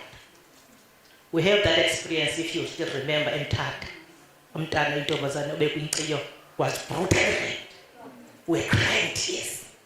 So yikma besicimba lincedo nje lonto kanti ukuba exposed. So we need ba lento ithethwa ngutata here human rights. Siqwalasela singakanti siyaba expose ababone luchaba baziwe kuba xa bepha kula mzi ziyi-virgin eziya masizithangele. So nasi definitely siyijonge kule because siyibonile apha eMthatha siyibonile so painful. Umama wayena Mceli wayekhala ingembezi esithi ndizawuthini abantwana sithi bakhuselekile kwam kanti babona bejongiwe uba ukuphuma kwakhe samlandelela siyamazi akazani nandoda. Zizinto that as be good in the program kodwa kufuna sigada against uba yi-abuse and being hijacked. But we issue of boy children nayo masiyiqwalasele. Yes, ama-girls sithathe igxathu tutu sawashiya ngasemva amakhwena ezirata ndacinga fomana elilungelo ukwenza nantoni na. So ndiyayivuyela neprogram ezivilayo of boys uba mazivele because I was working for education for quite a long time and I was a gender activist for education that ne-boys programs kuba athi amantombi akuncede uma usifundisa siyafuna ukuhlala singaphitheni sibe zi-virgins kodwa sine-pressure from the boy children. I had to start 2002 i-boys programs and ndayayifunda bathoka kanti baxa ndathi ngachama apha nkwenkwe ndiyayibona inkwenkwe lena nontombazane engalelanga nankwenkwazana. There's a difference. A virgin, a boy child ikhona ngeke babengabhilivi ndathi jonga wena ngachama ndathi wena sowulele nentombazane ndathi come up wathi awukalali wena ndintombi eXhosa. I know those things. So bacinga bona baziwa. You know, kwiikhempu zam June and December abantu babuya beqonda bathini ulama uzasibopha sibhaka. So these programs ke zinkosi zam ndiyafuna siqhubeke ngazo ezamakhwelo because we're not sure uba bafundiswa ntoni phaya xa besiye endle because ifike baphuma bengengomadoda bephuma bengamakhwelo. The history of rape ayingamaboys areyiphayo ngamadoda olukileyo. Most of the cases people that are raping and our worry but lisiko elibalulekileyo elitheni ngoku lingakhuphi madoda likhupha onqevu bababulala. So yini ukuthi ngoku abantu bobusabantwana bethu abantu abarayithi yabona ngoliyehla nokwehla ngomgangatho walo isiko lethu ngoku umuntu andandizothuka bemdantsana 20 years boy kuthiwa yingcibi wazinto into beloku at 18. So iyanida le program yakwa local government yoba kujongwe ingcebo ngobani abangcili bolusa abantwana bethu. The fear yam ke kuyo yonke lento ye-gender based violence ngaba bolukileyo basinde bangafi pha babe ne-botched circumcision baphile uyazazi akayontombi kodwa akayondoda ubuye engenayo pha ngabona ke mna ndibasuspect bangayiqhuba i-gender based violence ngoba uzawundiphinta mna ndintokozana ndimhle naye mhle xa fika erumini she cannot produce le nto ifuna uyiba erumini as a result abe violent to me andimazi nokutheni. I've learned that lesson e-OR Tambo uba le ntombazana athi I suspect mama lo mfana indlela andibetha ngayo kodwa undibetha xa kufuneka silele lo mfana akakwazi uyiproducer le nto bemxelele yona. So those are the things ba abantwana babagula basindayo pha ekufeni but they need psychosocial support going forward yoba ngoku aphile kanjani ba akayondoda akayontombazana makaphile kanjani uyazifuna imfunezi zobudoda akayiyo kodwa indoda iphelele pha ehlathini. So these are the things i-household traditionally funeke bazijonge kwaba ngokusa abantwana bethu so that abantwana bethu baphume bengamadoda. But they're working together with a program to be a social behavior change. We must work together so that kuphume amadoda. So CGE we're working together now. We've got budget but officials zethu sikhona to assist you ukuze nikwazi ba i-norms and standards nizimithe because siyayifuna iprogram iqhube kodwa guard against to expose our kids. Thank you. Before they respond, bendizawu banento endirayisayo nam so that by incorporate when they are responding. The issue of sithatha ngoba kweza traditional courts the bylaws that are binding there. Kweza bylaws zenziwayo pha ezinqeleni not reporting the statutory rape mayibe lityala elo uyayibona mayibe lityala not reporting uvudalwa waye not reporting by i-guardian le or i-parent siyiqale pha kwi-role yabo as traditional leaders. And also kweza constituencies zenu ngoba ngoku kukhe kubekho abantu abareyitshwayo be it bancinci or badala areyitshwe ngumntu okuzawusengekho ongaziwayo ngubani. So makutrace i-documentation yomntu ohlala kula constituents aziwe into yoba ngubani uhlala pha so that if you happen to rape a child or a person kukwazi utracewa that ukhona lungabonwayo ngubani. I also want to agree with you in your presentation when you say abona ba vulnerable ngaba bangenanto. Umntana okhulele kwamalume umntana okhulele kwamakazi kuba kancinci uba lo mntana angabi nambali ye-rape because u-vulnerable akanamama uhlala kwamakazi. Abantwana bakwamakazi nezihlobo zakwamalume ziyakuthanda urape abo bantwana. So naleyo benireyisa that iyazalana i-poverty nalento ye-statutory rape. I agree with you. So ifuneke ngoku sibe nendlela yoprotect those young ones. Also on the issue of when people need resources, not only resource education, iyafuna provide training. Yes, layer is immediate. There are so many volunteers and NGOs that are ready. Government kancediseke kwelo cala so that these traditional leaders leyo into yona bakwazi uyiprovide because into rape goes a long way. Latithi omnye uzawuthi hayi mhlambeni xa esopha uyayibona abe bekufanele bakahlanjwanga uyayibona lo. That's the education that's basic on rape issues ebefanele butheni. So that thing is very much important. La training. We cannot overemphasize lento ye sex education. Yona sayilocate napha ewe sizi parents with a role to play, but also education. Life orientation starts there.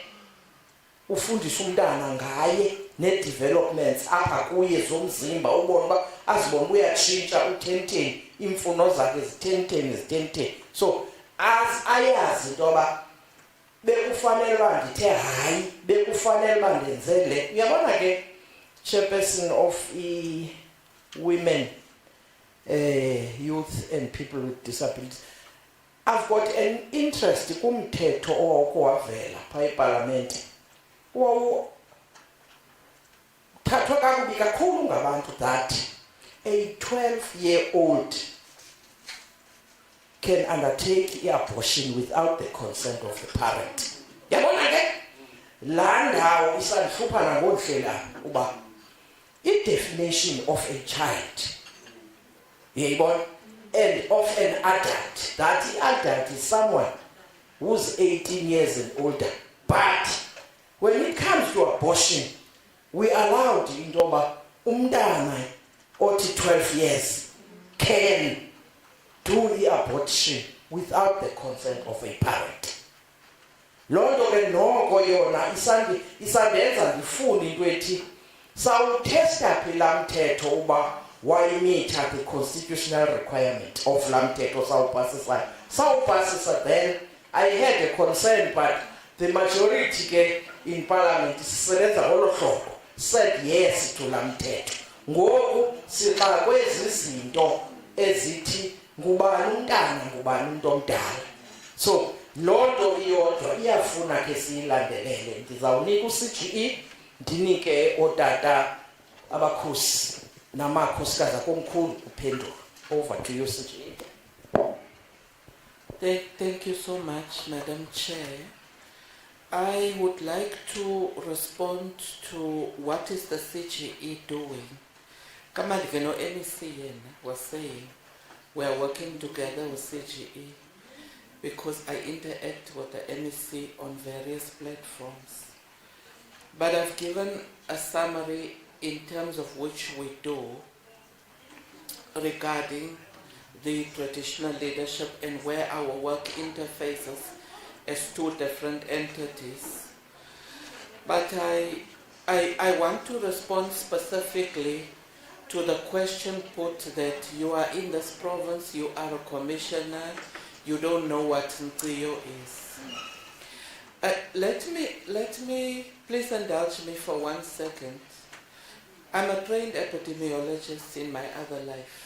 I teach medical students. I teach them in the last year of their MBCHP degree. And I teach them specifically social and behavioral medicine. And when I teach these students, I come to them with the concepts of bedside manner and I go through each of those concepts. And the reason why I do that is because the way in which these students, even 6-year medical students and 4th-year nursing students, cannot give you a standard definition and implementation of how a concept is operationalized in their training and their work as medical practitioners. The point to be made here is Ntiyo is very difficult to understand in the way that it is implemented in Lusikisiki to the way that it will be implemented on the other side of the border of this province, which is on Tsitsikamma going out to the Western Cape. But let me tell you my definition of Ntiyo. Ntiyo, part of it, in some places, the conversation is had with young people. And in other spaces, young women are subjected to virginity testing, which in itself is a form of digital rape. That's what it is. And that's why I don't assume and I don't make any assumptions about how Ntiyo is implemented across the length and breadth of this province. But from my understanding was that young girls are subjected, Honorable Member, to virginity testing, which is so wrong on so many levels because one, it's about my dignity first of all. Second of all, it's about the gender inequality that exists. The MEC said here she can see, I don't know how a boy who lost his virginity looks like. The MEC says she can, I can't. But this is also where the role of gender equality comes in, because the same boys are not subjected to the same kinds of things that girls are subjected to.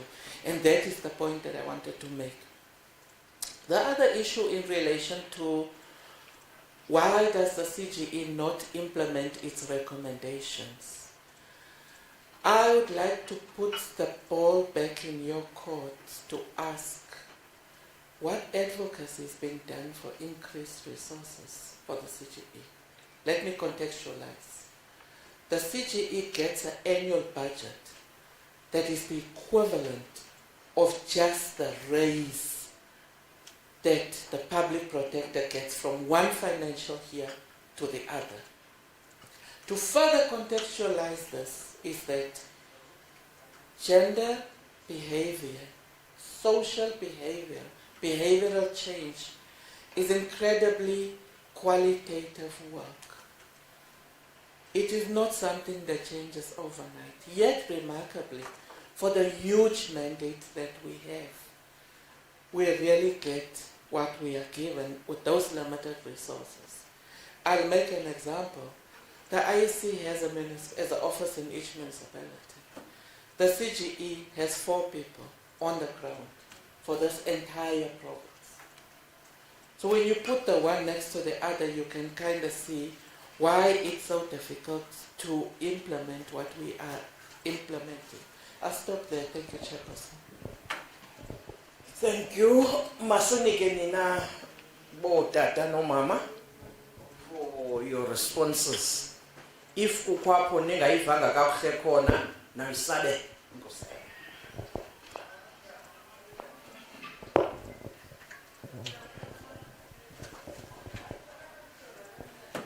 Thank you to my honorable leaders. Thanks for the advice and the encouragement that we get from you. You are the leaders. You accept that leadership is not about only traditional leaders. It's all of us taking our country somewhere.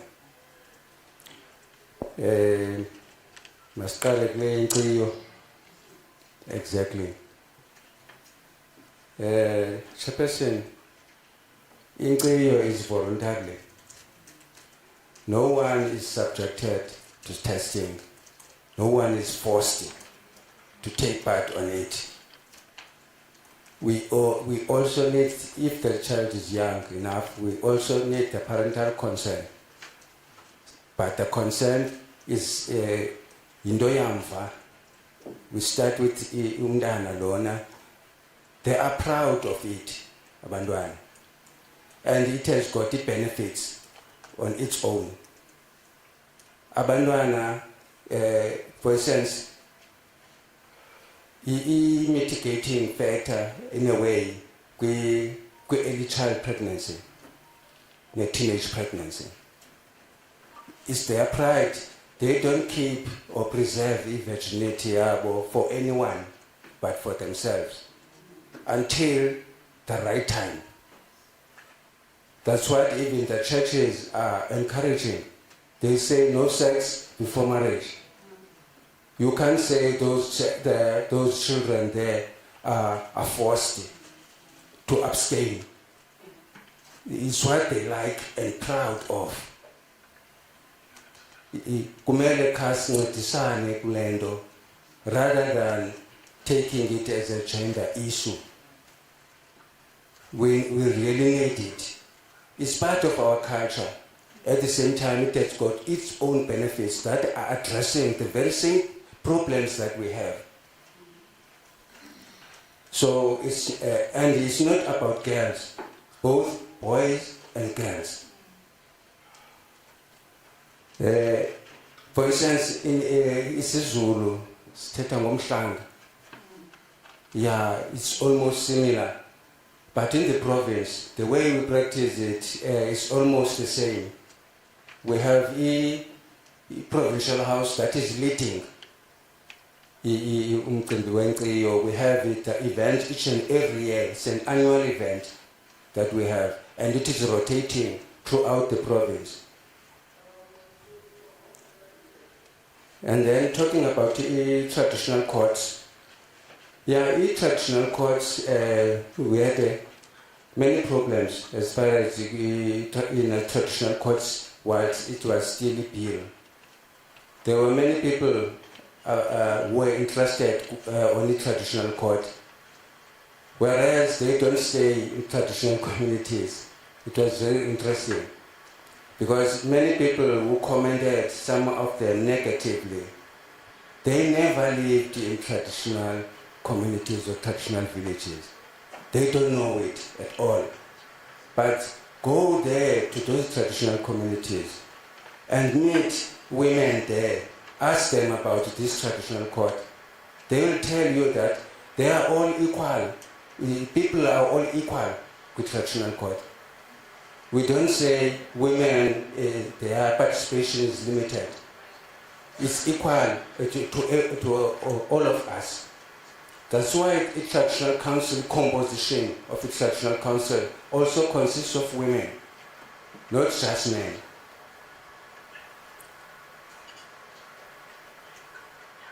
Talking about the land ownership, I don't see my fellow leader. Okay, I can see you now. Thank you. Talking about land ownership, I can invite you to my own village traditional council. I've got young girls there, young girls who are educated and professionals. They've got big houses. We provided, as traditional council, we provided land to them. I'm not sure if anyone is talking about discrimination as far as allocation of land in rural areas. If there is a traditional council like that, please talk to us as traditional, as a provincial house of traditional leaders. Yeah. We don't deny that there can be one or two, but we don't know sometimes. But if you pick up such activities, please report to us so that we see how to make it right. And we are also, Chairperson, working hard in trying, as far as traditional courts, we want the cooperation between the traditional court as well as magistrate court. For instance, last week or so, we had 5 days training members of the provincial house. We had training with Usajay, where we were trained as far as judgment writing and how to write a judgment, because we want cases as Khalelwe on the traditional courts. All the decisions as Tatwapaya, Zisiwe, the magistrate court, so that we work together with the magistrate court. I'm trying to say that the traditional courts are working almost similar like the magistrate court, so there shouldn't be a concern that women can be marginalized.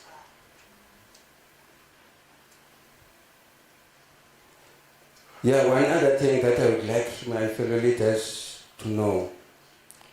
There are so many legislated institutions of governance. The Traditional Council is one of them. But the Traditional Council is different as far as funding is concerned. It's the only legislated institution of governance that is not funded. Not even a cent is coming from the government. We survive on partnerships, basically. There is no budget at all. So it makes us difficult to implement some of our programs, including programs that are fighting the very problem that we are talking about, the problem of statutory rape.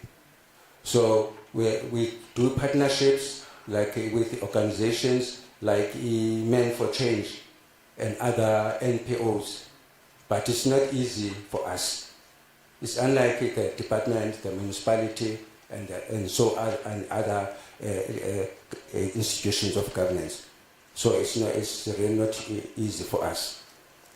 Then about ukutwala umphathiswa uthethile phangako, really we are working together to fight it. That's why it's not as rife as it was 2 years or 3 years ago, because we are working together in educating our communities about it.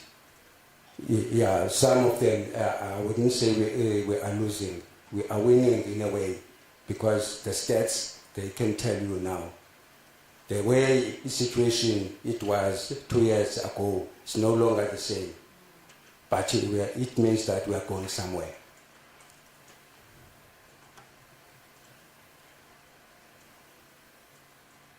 Yeah, one other leader talked about the vulnerable vulnerable groups, children with special needs. Yeah, we are working together with the Department of Education in trying to accommodate them, because most of them, you don't know that there is such a child with special needs in some other homes. But we are working together with the Department of Education to try and accommodate them in normal schools by converting them in some of the normal schools, because these special schools as maneki kakhulu, especially rurals, as biko umdana will stay there on a waiting list for many years, because these special schools, there are lack of them. But we are trying to negotiate with the Department of Education so that it can be possible for them to be accommodated with normal schools by empowering teachers and also losing space so that they can be accommodated there. So we are doing something as far as that. Okay, we take it. We note one of the leaders talked about the protection of abantwana who are taking part of so that they cannot be exposed in a way. Yeah, we are working with the police.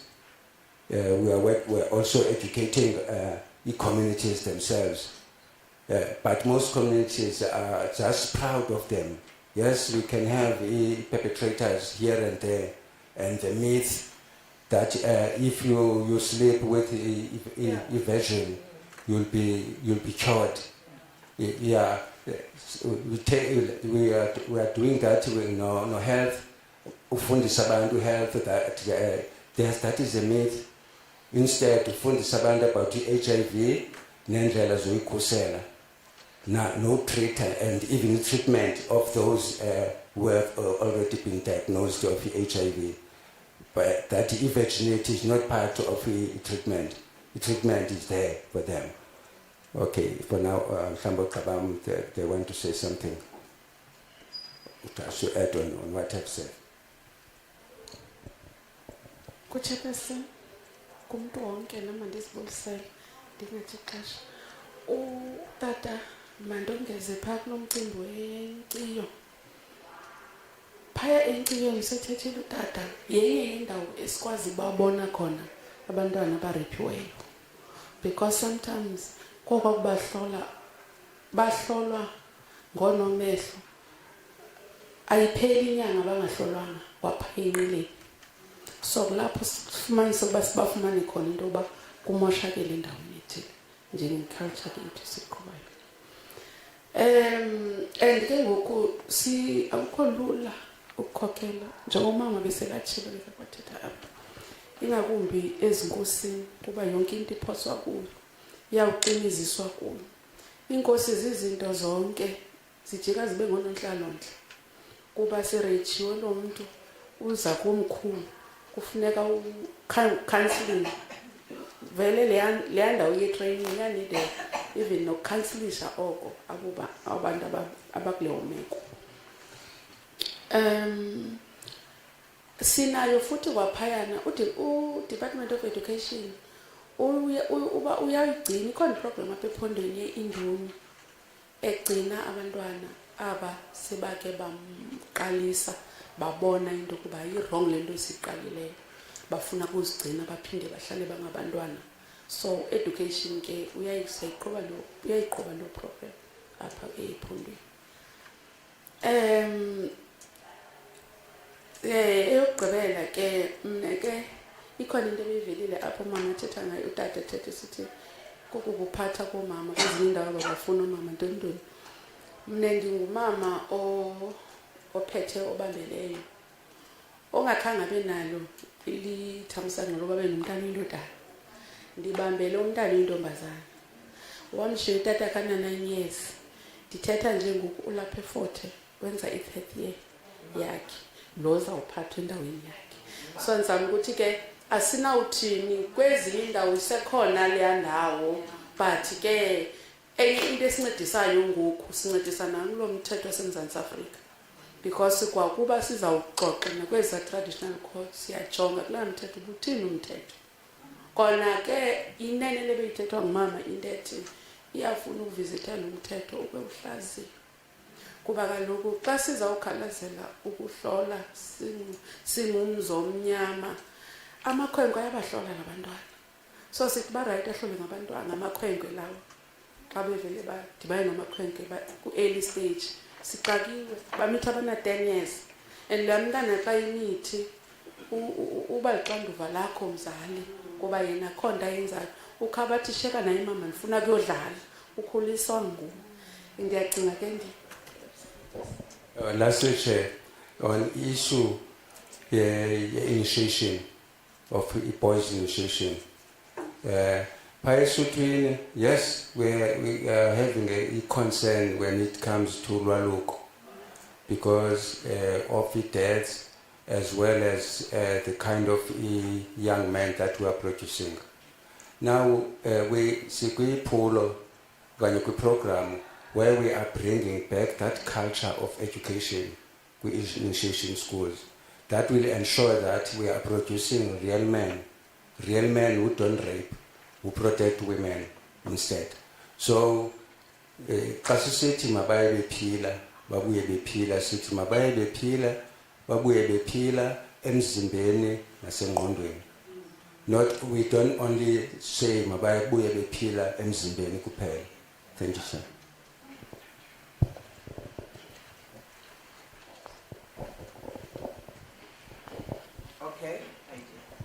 Thanks, Chair. I want to add to the responses by Commissioner. The question on what do we do in the Eastern Cape in relation to statutory rape. I could cite a number of reports that we have conducted in the province of the Eastern Cape, specific looking at oversight visits that we conducted. One looking at the Sexual Offences Court. We have done Sexual Offences Court oversight in Lusikisiki, Mthatha, Nelson Mandela Metro, Queenstown, where we're looking at the issue of the capacity of the Sexual Offences Court in relation to whether there are intermediaries in the Sexual Offences Court. And we know the role of the sexual offences, the intermediaries in the Sexual Offences Court is to assist particularly young children that are victims of rape.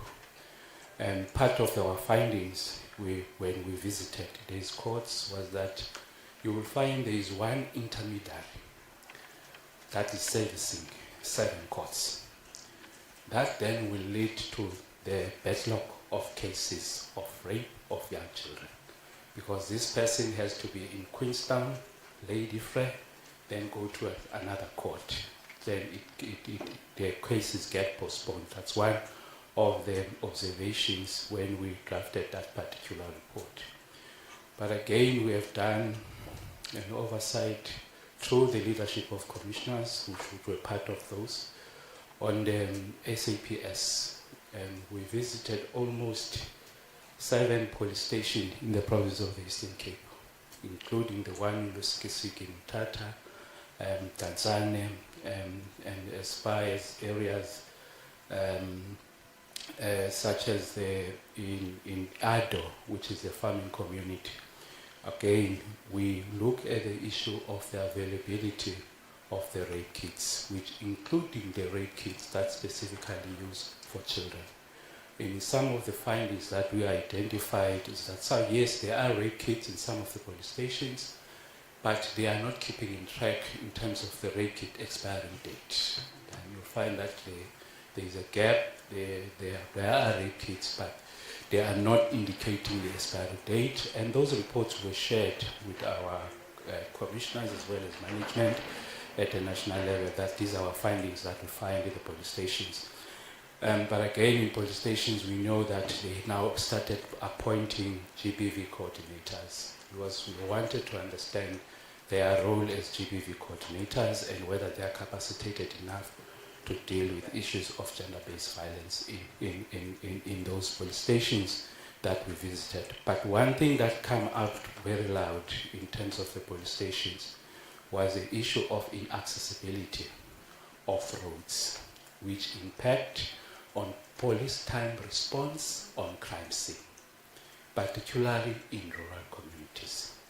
And also we need to understand that the special planning of the previous government was that the police stations that were mostly built, they were built close to the resort in the Eastern Cape, to Mazepa, to Fish River Sun.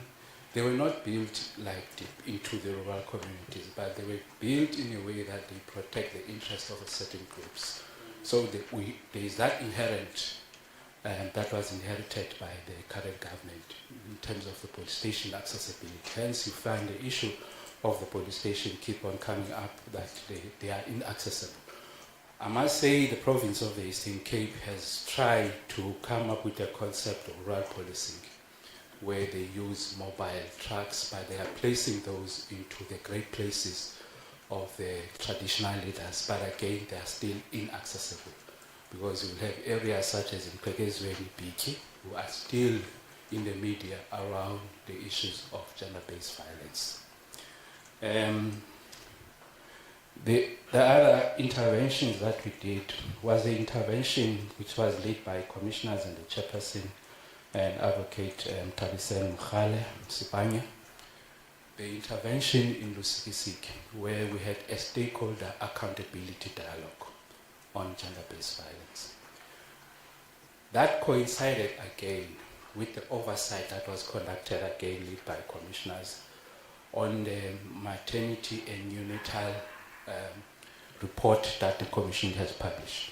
What we found in the TCC in terms of the Lusikisiki, as well as the information that we got from the district director from OR Tambo, was that there is a high teenage pregnancy in the area around OR Tambo district. But when you look at the data or the information from the hospital side, you try to compare that with the court roll. Whether these cases are reported to the court, you'll find these cases are not reported to the court. The Department of Health does have a high statistics of child and teenage pregnancy, but those cases, they don't find themselves into the court. Then that says there's a sort of a gap that is there that needs to be addressed. They also go to the extent of saying, as that particular hospital, they were performing plus minus 50 choice to termination of pregnancy per day. And mostly of those that were clear clients were young children. And some of them, they were victimized by their own parents, and some of them by their close relatives. So in the province of the Eastern Cape, if you want to see the extent of which this issue of statutory rape, I think the OR Tambo should be the most area of focus in terms of both Department of Health as well as ACPS, because if you look at the statistics, as I said, that district director provided, but you look at the court statistics, they don't talk to each other, which again is something that we observed today, because there were different statistics that were given which are not correlating. Yeah. So in working with the traditional leaders in the province, we have cordial working relationship. I'm saying cordial working relationship because our relationship are not regulated by any framework. They invite us when there is a need for a CGE to participate in that specific program. We do the same. We have made strides to meet with the House around the issue of the Traditional Court, because the Traditional Court Act is mandating us as a CGE on an annual basis to report on the functioning of the traditional courts. And we have started with that process of engaging the traditional leaders in the province of the Eastern Cape. But again, they were saying, look, I think we are going we are going very fast because the regulations are not there. Can't we just wait until the regulations are published, then you come back to us as CGE, then we'll take it to the courts. But we are aware the courts are operating in rural communities, and some of them, they are handling cases.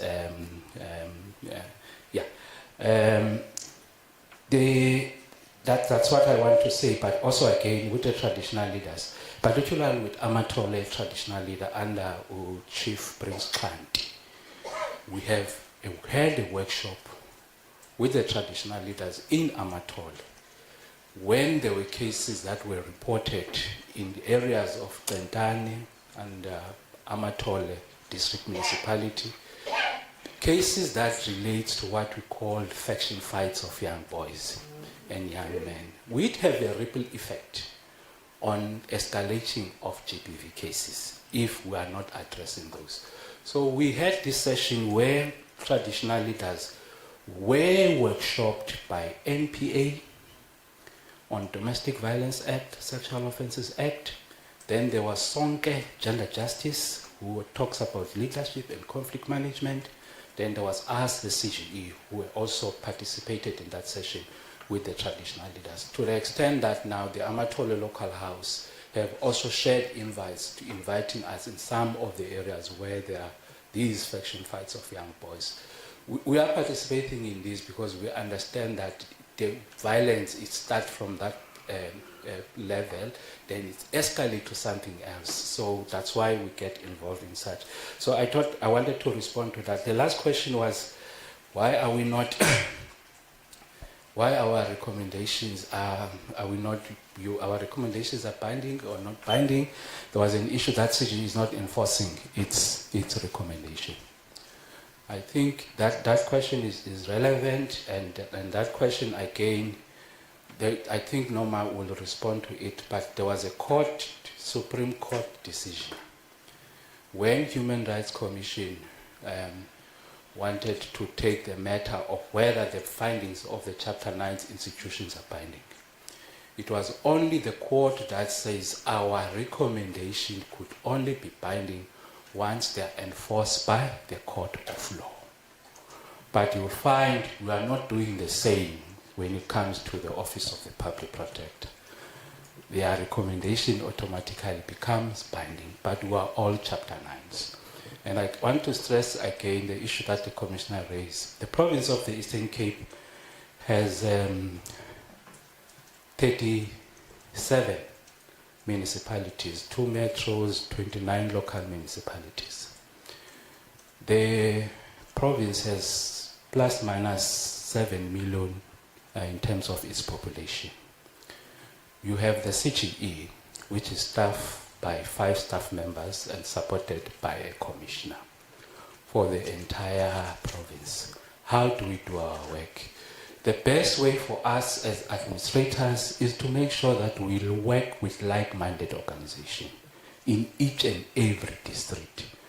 We work with civil society, we work with faith-based organizations, so that when we left that particular area, if there are any issues that relate to the mandate of the CGE, they are able to escalate such matters to us as a Commission for Gender Equality. Hence, the CGE, in the current strategic plan, there is a program called Gender and Development. Gender and Development is a program that targets your community development workers, your councillors, your CTWs, any leader of society where they are empowered we hope this program, by doing it, they are able then to share our role as a CGE once we left the area, to say this is a matter that should be referred to CGE. Then it gets referred to us and then it gets investigated. That's how we manage. Otherwise, in terms of personnel, there's minimal personnel in the CGE. You can't do this work without having stakeholders on the ground. I must put it that way. Including traditional leaders, you have to know each and every traditional leader, have a database in your province, advice centers, who is the advice center in Lusikisiki, who is the advice center in Matatiel, and so forth, who to contact. That's the only way that will make sure that you are able to reach the province. But we can't reach every corner of the province with the number of the personnel that we have, and with the fact that, unlike IEC, we don't have a footprint in all the locals. Thank you. Thanks to you, CGE. Do you want to have a bite? No, I think my colleague, Please, two minutes. All right. Okay. And thank you, Chair. Commissioner has said a lot, and also PM has already addressed on a lot of issues.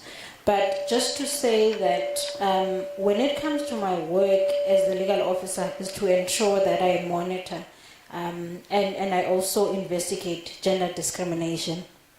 And in the province, we have done a lot of work only when we're looking specifically on the issue of neonatal and maternal health. That is where we saw the problem.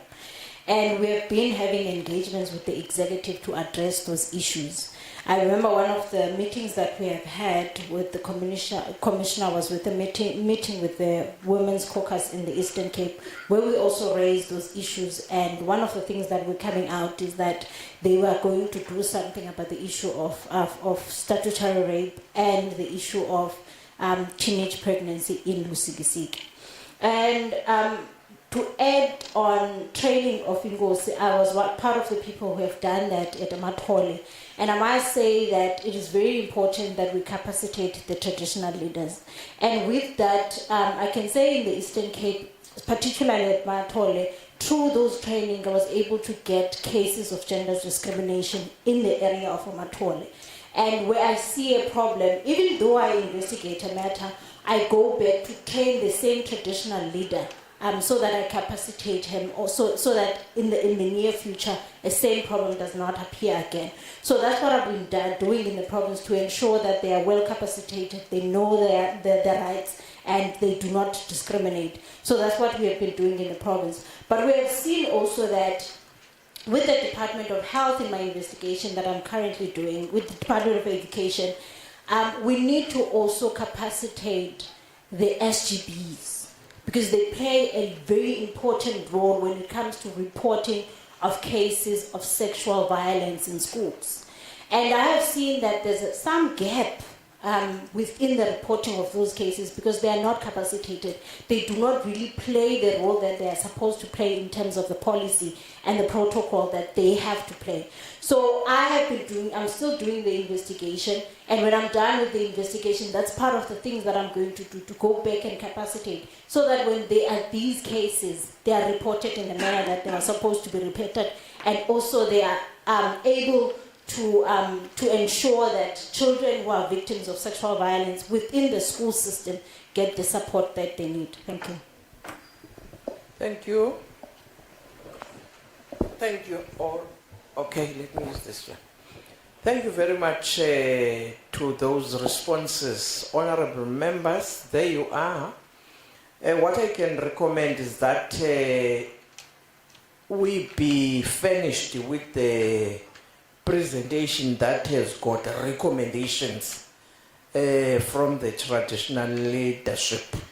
I think the chair next to me is the relevant person to coordinate the presentations that we got earlier on and also the presentations that we are getting here, because they inform part of our way forward. We need to get them as they are. You see, we are members, we are politicians. We may write whilst we are speaking, but when we get outside, we see someone else talking something different from what you were presenting. So it would be wise if we get it original as it is from the peer presenters. Thank you very much for the time that we were together. Thank you very much for your participation in this process. Without you, there wouldn't be this session.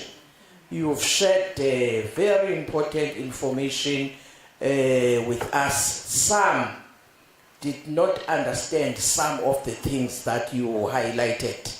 So it means it was also an eye-opening session to us as members of parliament. You know we have a role to play. This started in parliament and it will end in parliament. But this challenge of statutory rape is happening in societies and homes. It is where it must be addressed. We are taking it as a societal challenge. So parents, teachers, guardians, everyone in the society must assist the country in addressing the issue of statutory rape. Where's what was mentioned by an honorable member here, reminding us that some of the young girls were raped by their own fathers. That's something that's very serious, because some of the cases were never reported. It is only when that child is able to speak, when she will talk about this. It was done when she was maybe 12 or 10 years. She reports it when she is an adult, because it is then that she is ready to talk about it. The issue of statutory rape, we take it very serious. It affects our young ones, which we think are the future.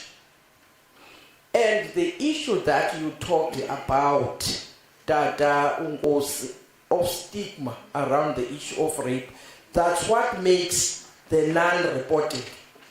Is the issue of ignorance and also the issue of stigma.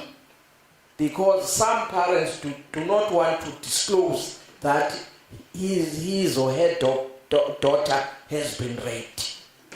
Those are the issues. And I think I must thank you for coming here to make your presentations. You participate, you responded to the issues that we wanted to follow up. I think you have done your work as responsible citizens for today. To the leadership of the province that was with us in the morning, and also the MECs, the MEC that was with us here. Thank you very much to that leadership, because without them, we wouldn't have the presentation that we got. We encourage them to play their role in leading during difficult times like this. Thank you very much, CGE. Thank you very much, House of Traditional Leaders. Thank you very much to those that are assisting us at the back. Thank you very much, honorable members. Let me take it that the session is closed now.